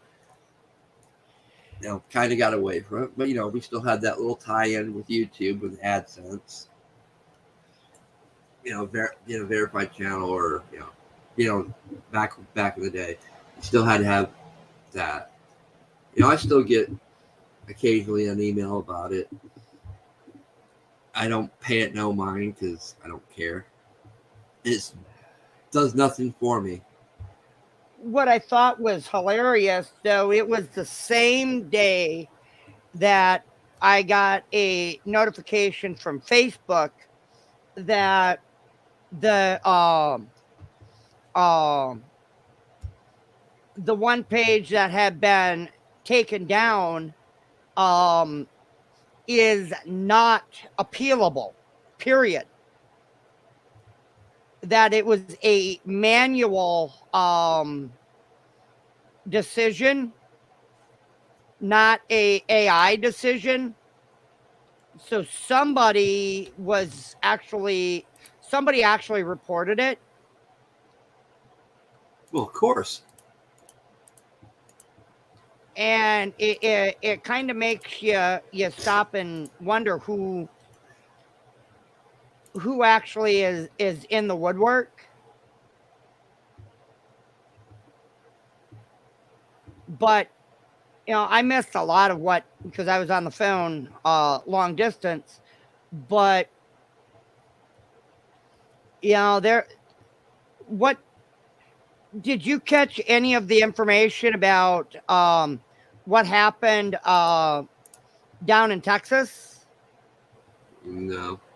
at the Astro. Oh no, I pay that stuff no mind. That's one. I caught a little bit. Talk about sigil. You know, you and I talk about sigil a lot. Um, that's something I think that you might want to look at the stage setup of what. It's that stuff pays. It's distraction, Right, it is. and it's irrelevant to the things that I've got going on because Kind of I mean, strange if the you want to go timing. there, I mean, let's go there on a different topic. You know, how many how many musicians are sold out because they're doing concerts because to only vaccinated people. Let's talk about discrimination. Right. You know, like I said, when it comes to like, okay, it was a stampede. It does happen. Sorry, I've been to Pantera concerts back in the 90s. Yep. So, you know, they get pretty wild and people get trampled. It happens, you know, but it's like I said, that whole Alec Baldwin thing, not even worth it. It's a joke. Yeah, It's a that was celebrity. that Why am I going to give celebrities any attention when they're part of the problem? it's and I've been I mean, intentionally avoiding that one because of the timing of that case and what's happening in my own home state. Um, and some of the other things that are happening in the outlying areas. I mean, it's Right, actually a distraction for what's really happening in Texas. right. I mean, let's talk about the border crisis they got going on there. Let's talk about the we're going to give recompensation to all these children that were separated from their families during the Trump administration. Yeah, I saw that video snippet today. Um, and I got a little pissed off about the way that one went down, and I was like, really, you know, you could have handled that a little bit more professionally, and a little bit, you know, with a little bit more decorum and discretion, than um coming off like you're unhinged. Um, but that's just me. Um, you know, I might have a slightly different viewpoint on things, but that's just me. Um, you know, I have a slightly different viewpoint of it, but I haven't heard the latest numbers of what could be coming up. Um, I know that every guard unit from my state is down there.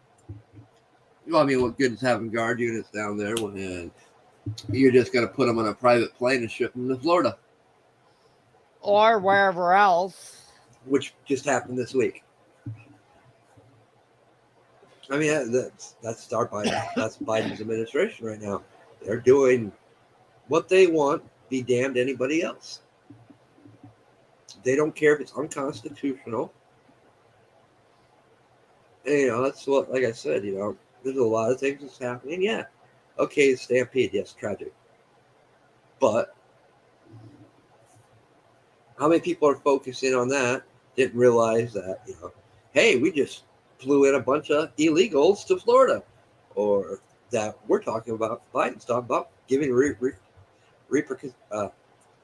paying illegals, criminals, mind you, because that's what they are. There's a right way and a wrong way to cross our border. Yep. And if you do it the wrong way, you're a criminal. You're going to pay criminals. Well, it makes sense for this administration because, you know, hey, we made deals with terrorists.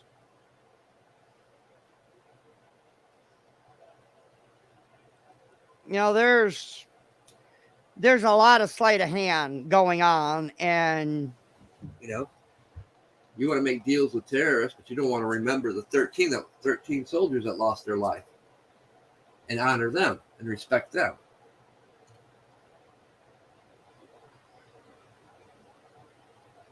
You know,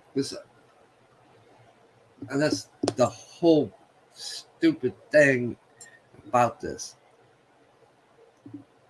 You know, so more people would rather care about, Alec Baldwin or anything else other than the real matters at hand.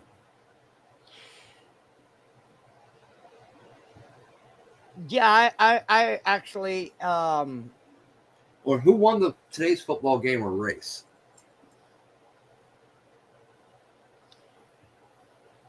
Yeah, I actually fell asleep during the race. That's how involved I got in that.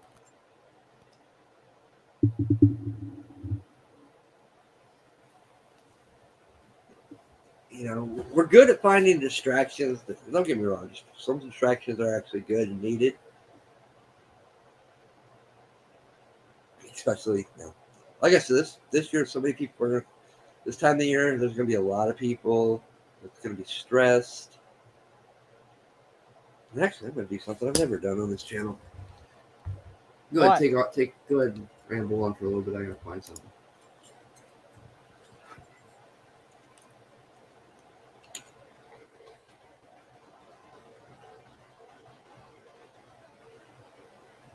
You know, I guess, I've gotten to a point where when people get talking about, you mentioned the Baldwin thing, I flip the damn channel or I forward out to the next video, or I stick my face back in what I was doing because I don't see absolutely any reason whatsoever as to why I should be paying attention to that case at all. There's too many other cases that are a lot more urgent and a lot more serious, that though tragic somebody lost their life, I still have no interest in that one. The only reason why I brought the Scott case up was I thought something was rather strange about that one. Yeah, it's a good topic to bring up too. Yeah, I've always been a big supporter of this. I just don't. I've lost announce it or too many. I've lost too many friends to this. But it is that time of the year, and I do, especially the way things are now. The prices keep going up, and people are fearing these mandates. Like I said, I've always been a supporter of the Suicide Prevention Lifeline.org. If you know somebody or you're feeling depressed and need someone to talk to, the number is 1-800-273-8255. Or you don't even have to call them. They're up to date on the times now. You can call. You can actually go to their website, open a private chat with somebody that is private, and chat, because I get it this time of the year, especially this day and age, the way things are going. People worried about they're going to have a job come next year because of a mandate that's not a law. But hey, most people don't understand that. But then again, most people can't afford the risk because they got a family to support, and I get that. And I respect that. There's just so much stress going to be built up. So with the prices of everything going up, the shortages of things, I can see where people are definitely this is going to be hard time for a lot of people. People are going to be depressed. And, if you need to reach out, here's, like I said, the links in the chat. And the number is 1-800-273-8255. Reach out to a friend, a family member. I know a lot of people don't like talking about that to people, close friends or family, but that's what they're for too. And, yeah, I just posted it on my Facebook too. I remember times back when we were doing, when me and a few people from different websites, we were actually doing magazines, online magazine. We always stayed up to date on what month prevention it was, but we always supported BACA and the suicide prevention hotlines. It was always our top priority. Mental health awareness. I don't do that as much with the podcasts because it's a lot to take in. But we're always talking about a subject, a topic, and we forget about, hey, check on your neighbor or check on your friend that you haven't heard from for a while. Especially in this time of year. It's always hard on this time of year, and the statistics, suicide and depression are actually higher during this time of the year, and I actually look for them to be a lot more higher. And to all the vets out there.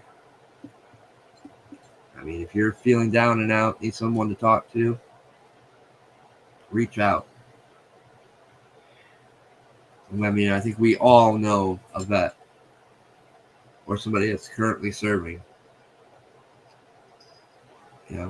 Stay in touch with them. Make sure they're 5x5. They're doing all right. Let them know, they got somebody there for them.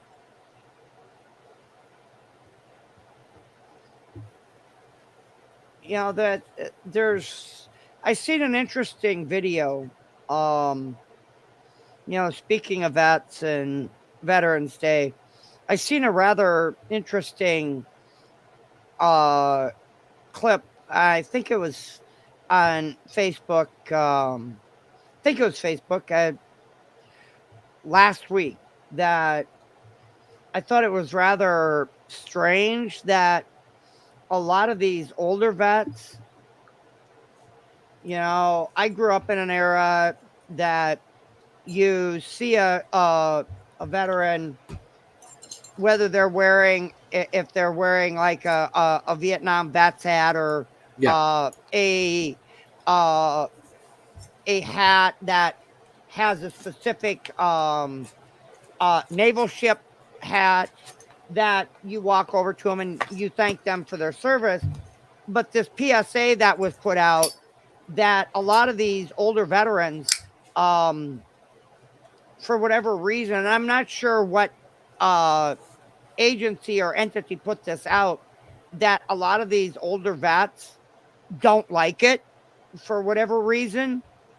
I thought it was rather strangely put together. I mean, the production quality was good, but it really made you stop and think before you approach some of these older vets, and even the those who have just come home. It makes you really stop and think. And then they mentioned about the 22, and I was like, and I actually put in the comment thread that it's not 22. It's actually, the numbers are actually much higher than 22 for veterans a day. Yeah, it's much higher. I tend to believe it's nearly triple that a day.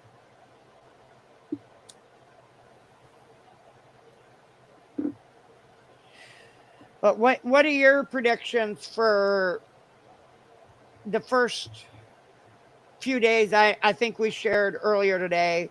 What do you see as the first uh, 2 days of court this week? Oh, I don't know. I really don't. I mean, other than comic relief, I don't see this going much longer, honestly. Think we'll be done by Friday?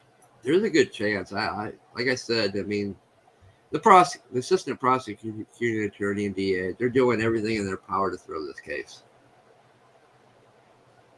And that's more than blatantly obvious.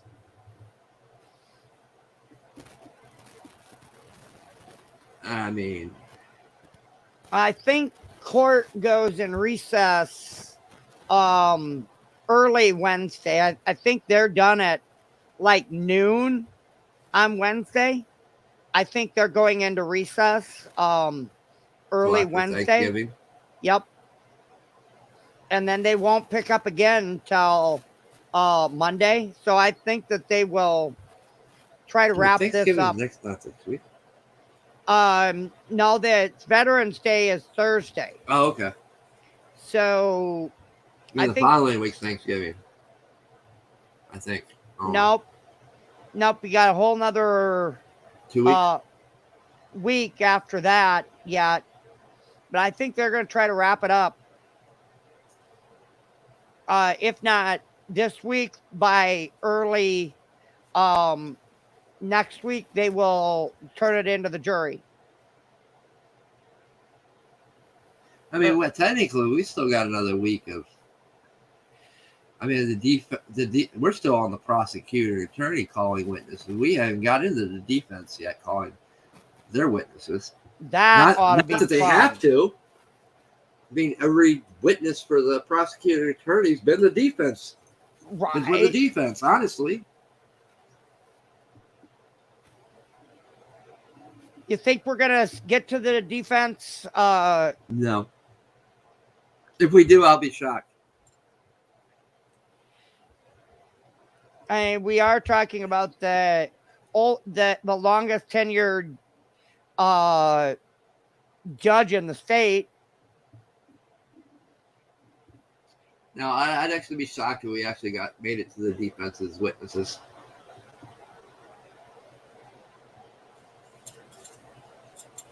I mean, really, the defense don't really need. I mean, what witness? I mean, the video evidence alone in this case is enough.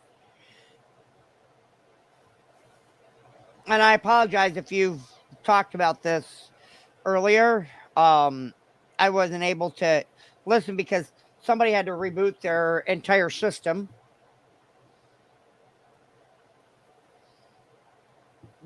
But this,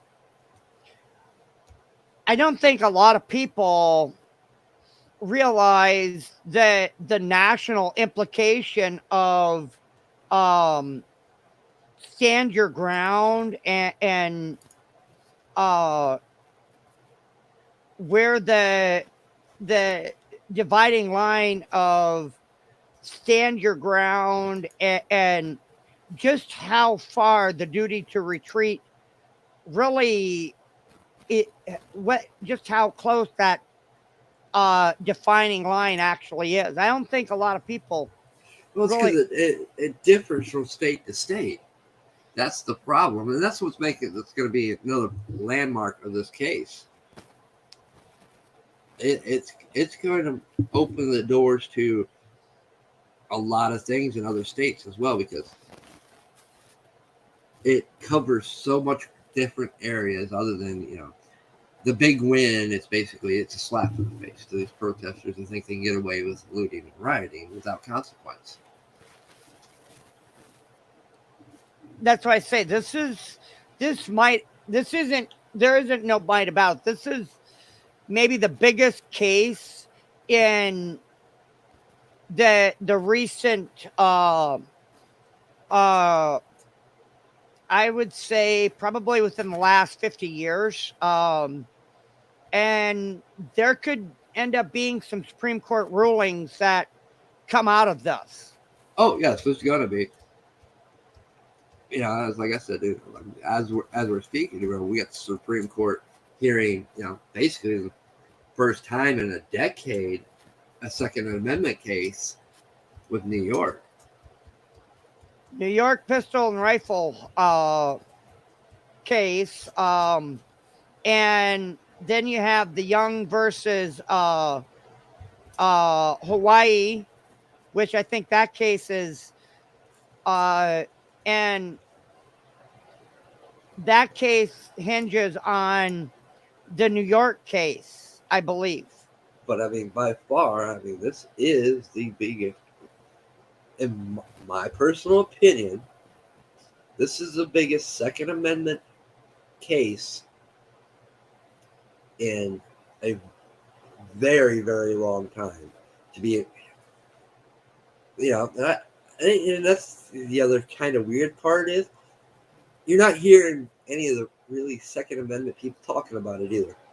Other than Guns and Gadgets, he's the only large channel that really is staying on top of it. I don't ordinarily name drop other channels, but he's really the only. I don't really follow a whole lot of other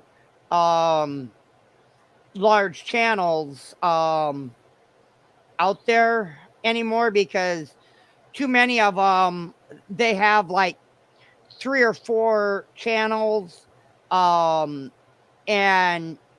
some of them have turned out to be sellouts, and they only come to YouTube for they'll do 1 or 2 videos a week at most, and then the rest of their stuff, they'll be on a paywall, hiding behind a paywall, Yeah, type thing, and they forget about where the hell they came from. yep.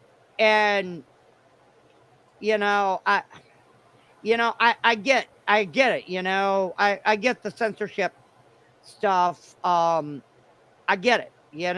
But at the same token, they need to remember where their base was, and Well, who no, got them. I don't even have a lot of these guys. We're pretty much talking about probably the same people. It's a greed thing. They spew all this stuff about being righteous, doing the right thing, standing up, standing their ground. But as soon as they can't make their money on this platform, they run to the next one. And when they find out what everybody else was saying about that platform is true, they go to the next one because it's about money.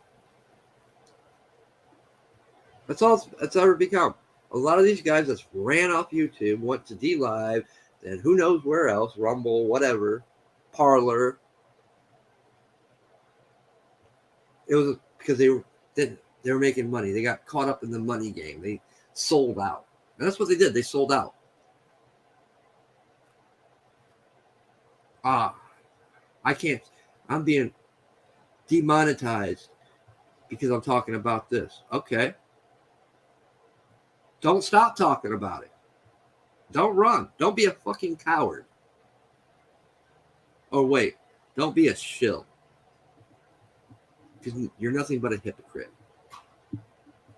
You're no better than the politicians that I've talked about.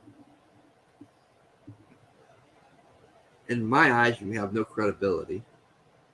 No matter how good your story might be. Because in the end, you're only doing it now because of the money. The ones that, I rather like how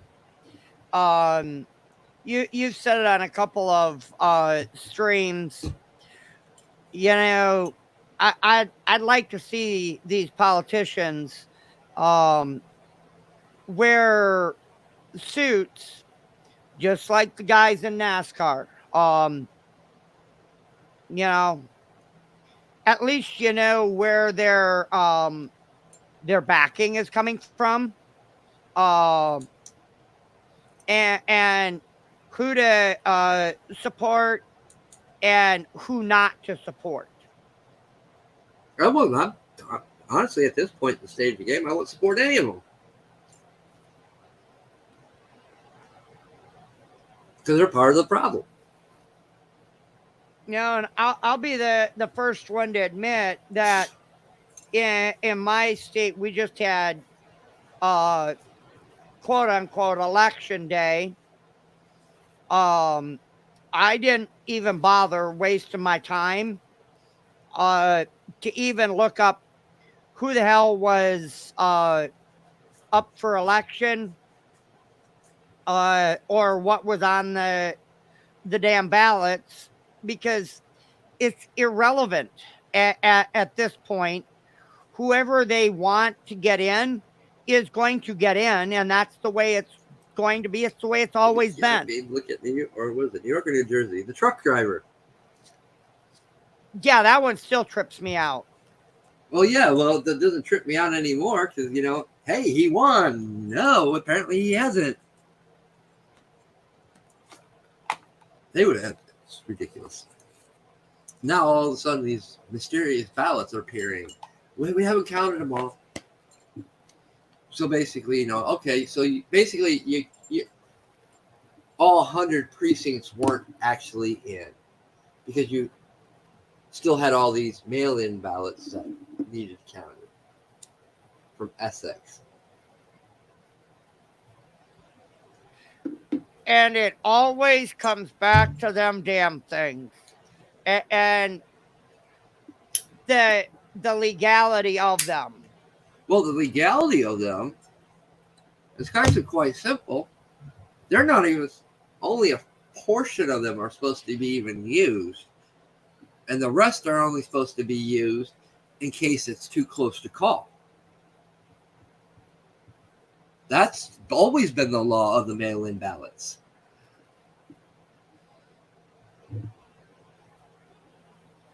Now, all of a sudden, these mail-in ballots, because of the pandemic, and they haven't changed the law, are being used. All of them, supposedly. Every vote needs to be counted. Okay, if every vote needs to be counted, let's go back to the old system where every vote is counted. By Every hand. paper ballot is counted by hand.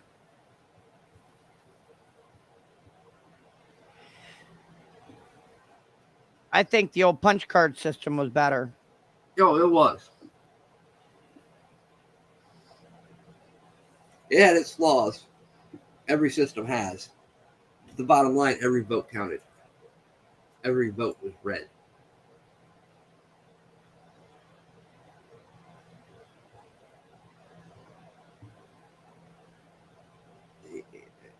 This whole concept, of changing the laws at the last minute in certain states, which was unconstitutional because they didn't go through the right. Because actually, no court can actually make a ruling on that.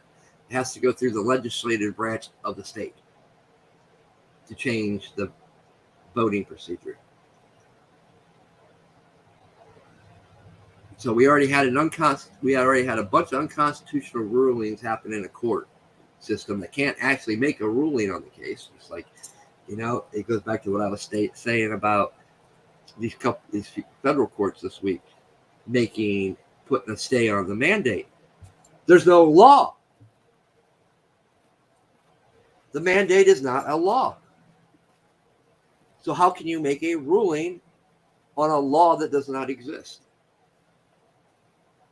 Now, if we deal with Texas and a few of these states that actually put preemptive measures in place through legislation to block mandates, now we could actually argue those in a court of law because now they are law. The mandate is not a law. Therefore, until OSHA actually rolls this out and implements it, and OSHA doesn't have a ground to stand on because there's no law backing it.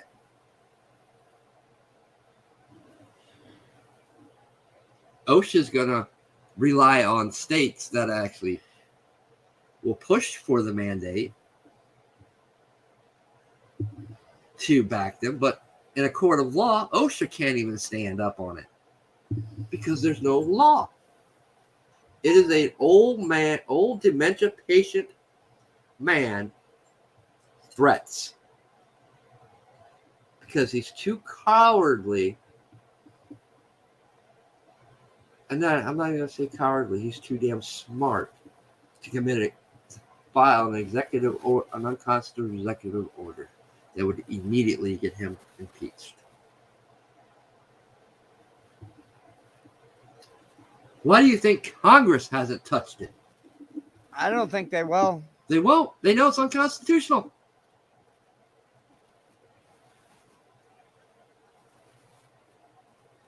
They know if they touch that, they have basically tied their own noose, put it around their own necks, and jumped.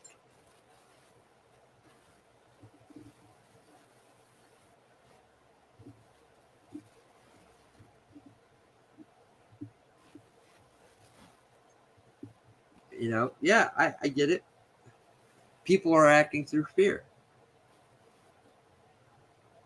People are jumping the cart before jumping the cart before the wagon because they're in fear mode.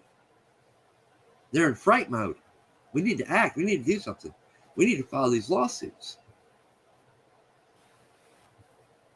Okay. What are you suing? What are you arguing? There's no law to argue. Now, the smart ones have taken preemptive measures to do something. So the real course of action would have been these companies going after the state legislations to implement laws. But it goes back to what I stated earlier. What happens when you got a Walmart, an Amazon, a Dollar General, a Burger King that says, well, our corporate policies is this, and we're not based out of your state, so therefore we don't have to honor your state's regulations. You can't enforce it. We are a private corporation, which means we can say and do as we please. Hence why there does need to be a federal law in place or a federal exemptment in place. Because that's going to be the biggest argument come next year in states like Texas. You're going to have these corporations that say, you can't tell us what to do.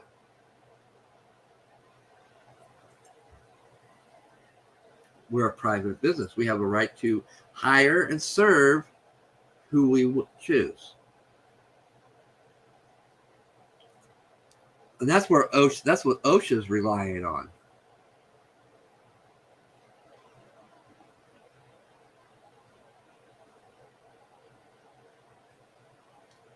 It's things are going to get interesting and things are going to get froggy quick. Because you are actually threatening a person's livelihood.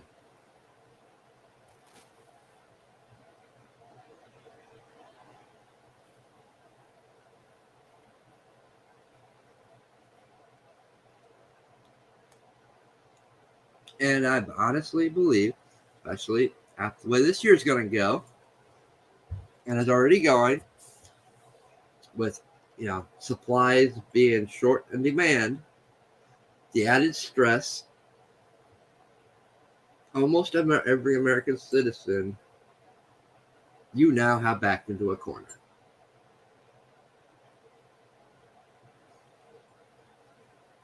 And like I said, there's consequences to everything. I don't think they're fully prepared for the consequences that's going to come out of this. No, I don't.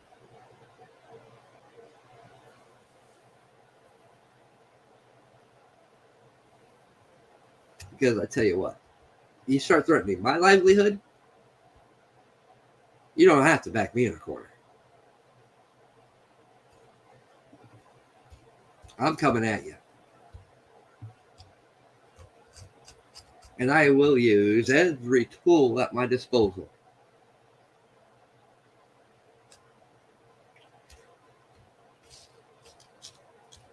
Because that's basically you're declaring war on me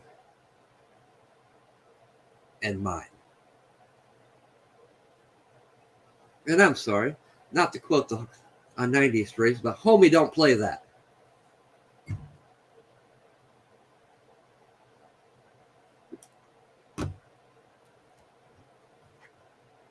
Not going to stand for it. Not going to stand to watch you do it to others.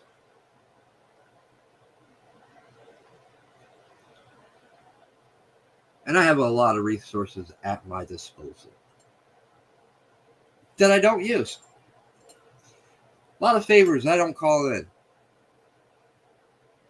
Like I said, everything is at my disposal right now.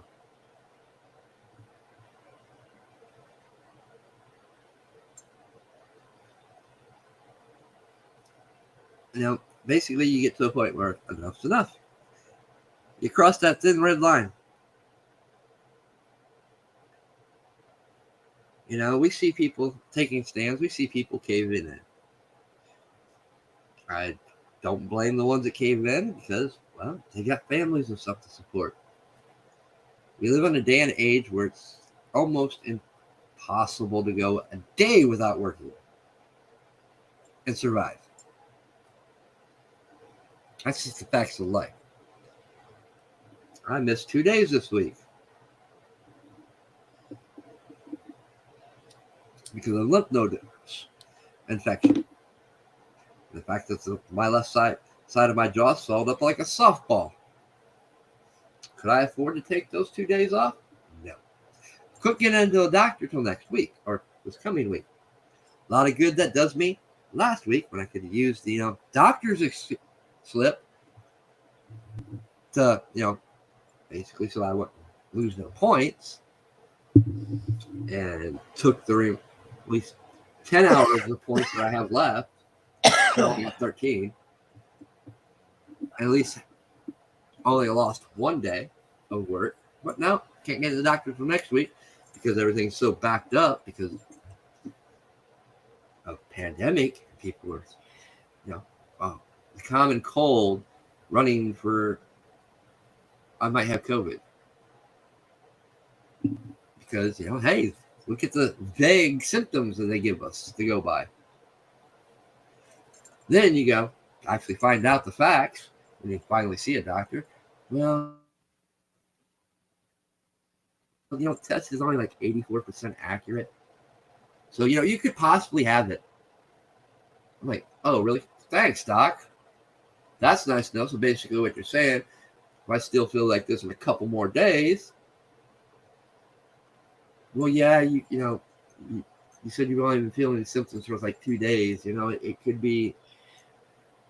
I'm like, oh, you're really reassuring. Let me tell you, it's like, when I was sick there, but I'll take the respiratory infection. That sounds good to me. That sounds about right. When I was sick, there was like 3 different things that they thought that it could be this last time. First, they thought that it was bronchitis. Then they thought it was pneumonia. Then they thought that it was RSV, which is more predominantly found in pediatric cases rather than adult, but it does happen. But they weren't sure. And because of the elevated blood count, well, hello, I had just had that croup not even 90 days before, and they're like, oh well, we think that it's bronchitis working its way into bronchial pneumonia, which is a side effect from the croup that I had just had not even 90 days before. And I'm like, really? I mean, it goes back to something else. I glanced around it on it, big, big damn yellow bird. But I remember last year. I'm sure you can remember this too. Why all of a sudden the rush to vaccinate kids? When they said, they were the least likely to catch it. In fact, from my knowledge, from the data that's out there, it's still the case. Children really ain't catching it. It's still, adults that are catching it. But why all of a sudden the push to mandatory vaccine your kids for COVID? And one, that's, federal government overstepping its bounds again. And states overstepping their boundaries again. It's like, when's enough enough? How much more control do you want to not have of your children? It's one big psychological warfare game when you start using Sesame Street to promote vaccine for children. But then again, Sesame Street is on what? PBS. What is PBS? Public Broadcasting Service. It is the emergency service for the federal government. It is a propaganda machine.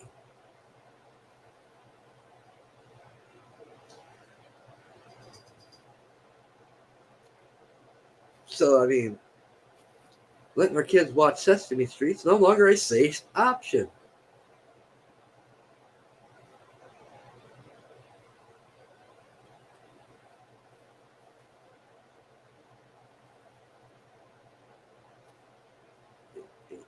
It's become, everything's got to be controlled by our government. The propaganda has to be pushed and spewed one way or the other. And granted, truthfully, how many kids are actually going to watch MSNBC, CNN, Fox? No, they're not. But they are going to watch Paw Patrol, Sesame Street. Guys, why? Well, most parents, that's what we grew up on, with Sesame Street, Mr. Rogers.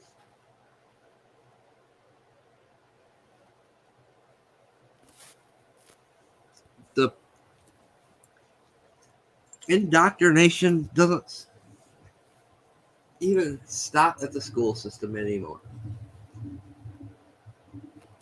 The fact that most parents don't have any real say what their kids do anymore anyway. It's all been stripped from them.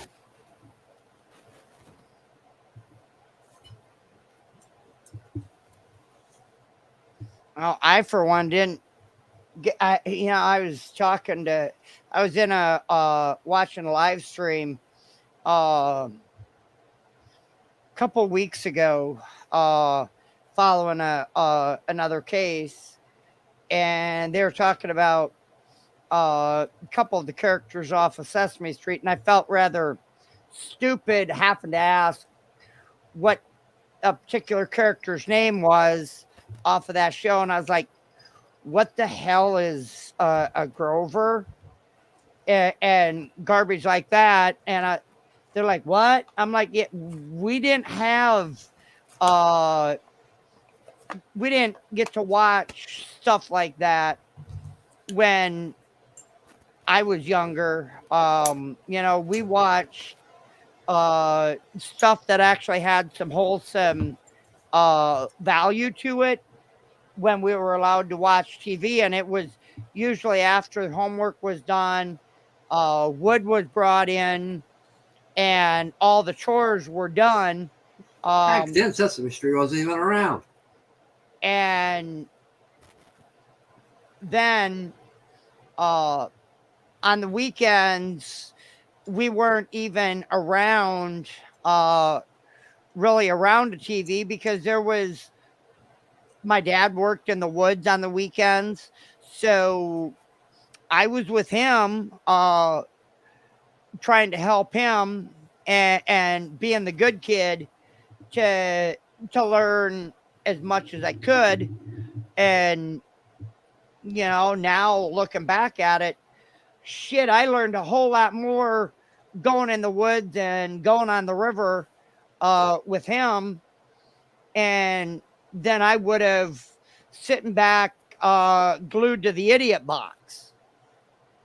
Yeah, unfortunately, this time of age, everybody's glued to the idiot box, whether it be the computer or the TV. So, Right. But I think this next 3.5 days are going to be pretty interesting.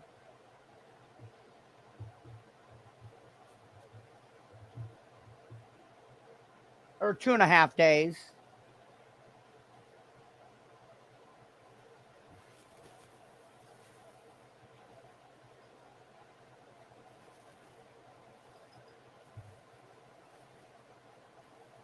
That's I do agree about the schools. I mean, I got a letter in the mail from the school board, because I do have a pass for the pool, to the high school pool, stating that if you are not if you don't have the jab um in full, you can't even go on to the school grounds now. oh yeah, it's coming. I mean, like you said, it's becoming a thing everywhere now, and it's discrimination at its finest. Oh, it You is. can't now certain most venues you can't go to this concert unless you're vaccinated. Um, it's like, really? It's like they're doing everything in their power to force everybody into it. You know what? I don't need your opinions. Okay, fuck you. I don't need to give you money that can go elsewhere right now. I'll go to these places, support these places that ain't on that bullshit.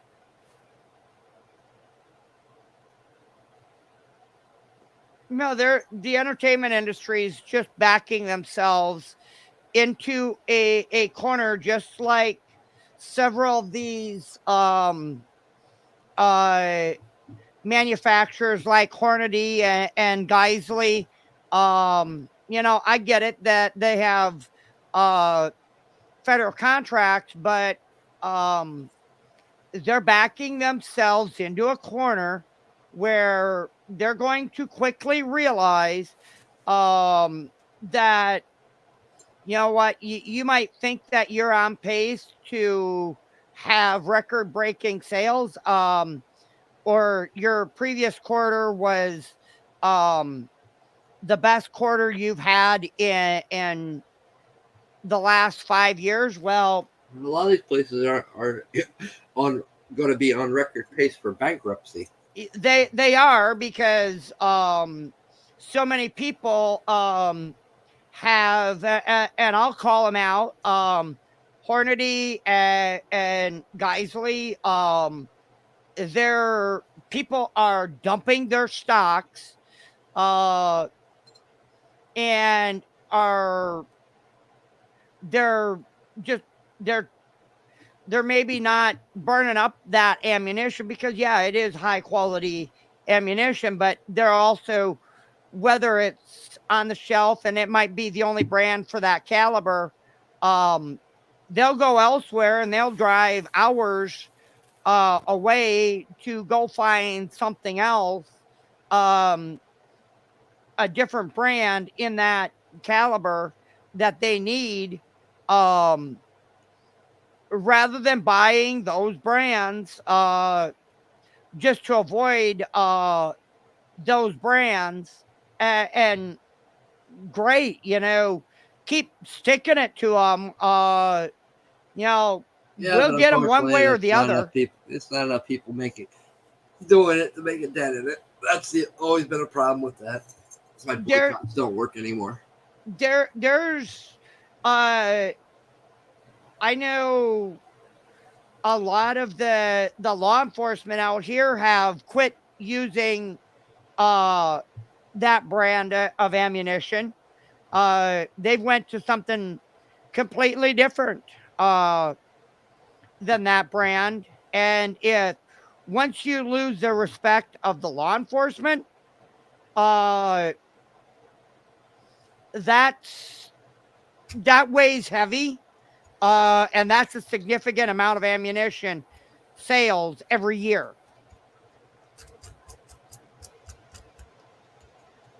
I'm not sure where their stock is at right now. I haven't looked in a couple of days, but it eventually, if enough people get on it, it will happen. But you're right. Statistically, that doesn't work. There's a lot of people that, unfortunately, with as you alluded to, holiday season is coming. They're going to be put in a crunch with supply being uh, of resources being very limited, and it's not going to get any better. No, it's not. And latest reports say um, that it could go into 23 before things get any better. And I was alerted. I'll shoot you the video. Um, to some point, it's um, I don't like a lot of doomer um type stuff, but what this guy said actually does make a whole lot of sense. And I actually went and I looked up the information that he provided. Um, Let me see if I can find it. Let me look it up on my phone because it'll be easier for me to find it on my phone than it is to actually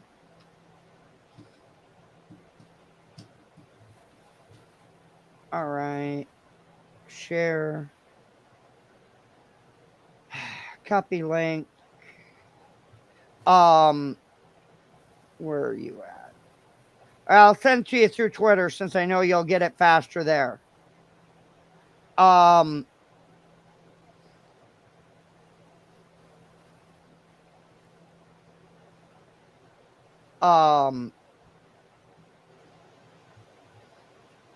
it actually makes a lot of sense about the meds issue. And it was very interesting, very good uh information that he spoke of it. And in the pinned comment, he gave a whole lot of information directly from the FDA. And it took me about 20 minutes to actually go through all of the information that and ingredients that are in medications. Now I'm not a doctor, but um, the information that was within this video is extremely critical that people need to start thinking about like yesterday. Because I think things are about to take a turn. The leaves on my trees are starting to actually freeze.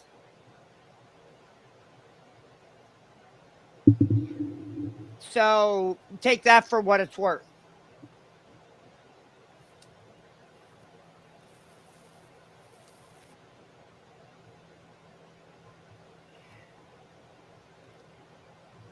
Did I lose you? No, I'm here.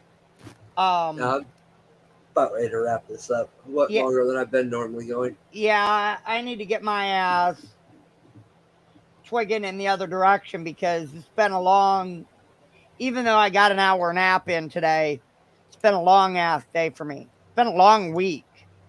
Um, but take a look at that video I sent you. I will.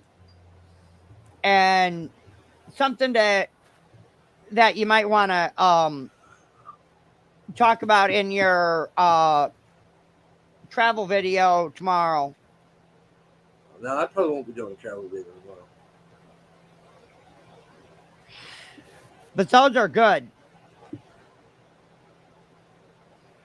But, as I always say, take care of that grumpy one down at the end of the block. Remember, you can't take care of anybody else until you take care of yourself. Check on those people that you haven't talked to in a while.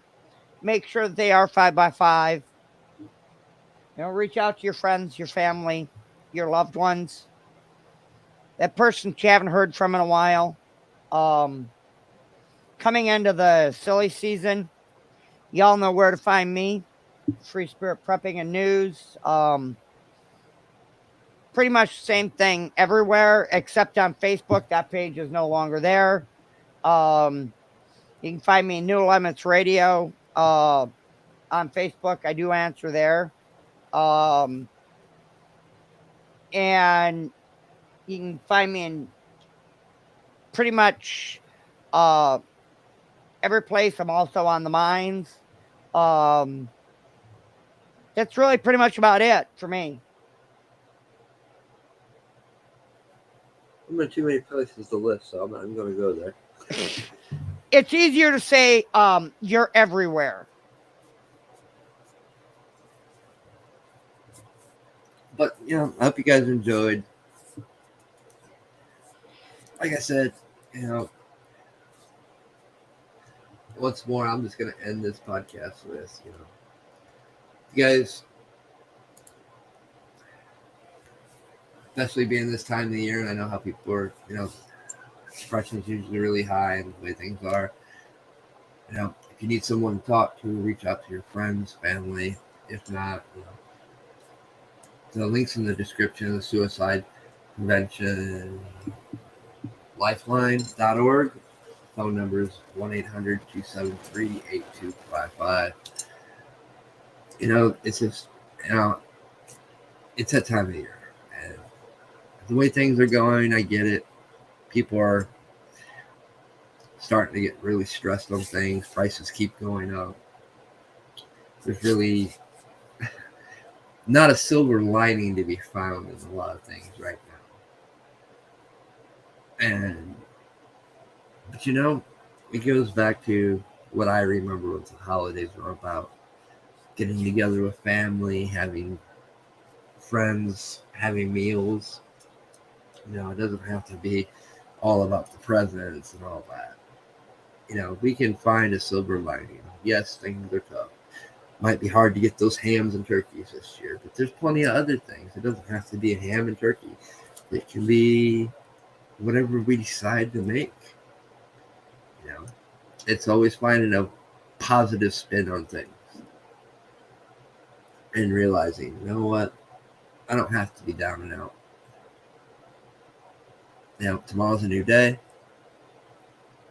We just got to make it through the day.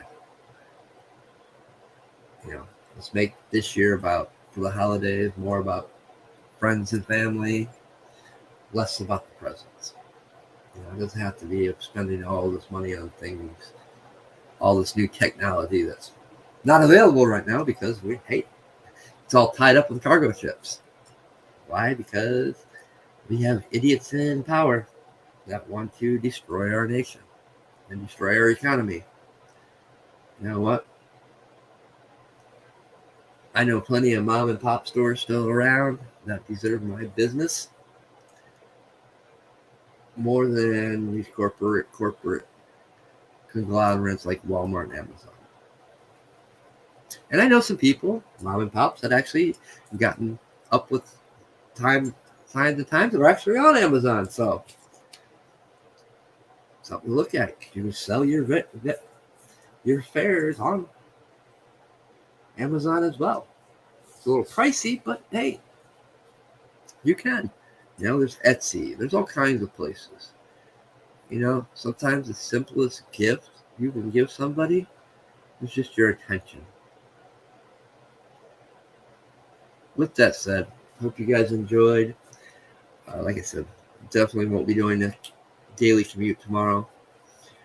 Probably around Tuesday or Wednesday. It's usually when I'm feeling the effects of the 2-hour commute, 2-hour there and 2-hour back commute, and 10-hour shifts. So, and it's also one of those things. If I have something to talk about, but definitely I do Sunday pod. We're trying to keep the Sunday podcast going. Works out now that I don't no longer have to work Sunday nights. But it also goes back to if I got something to talk about. But I hope you guys enjoy your week. Be safe. I'll catch you guys on the next one, whenever that may be. And in case I don't come back on, enjoy your holidays.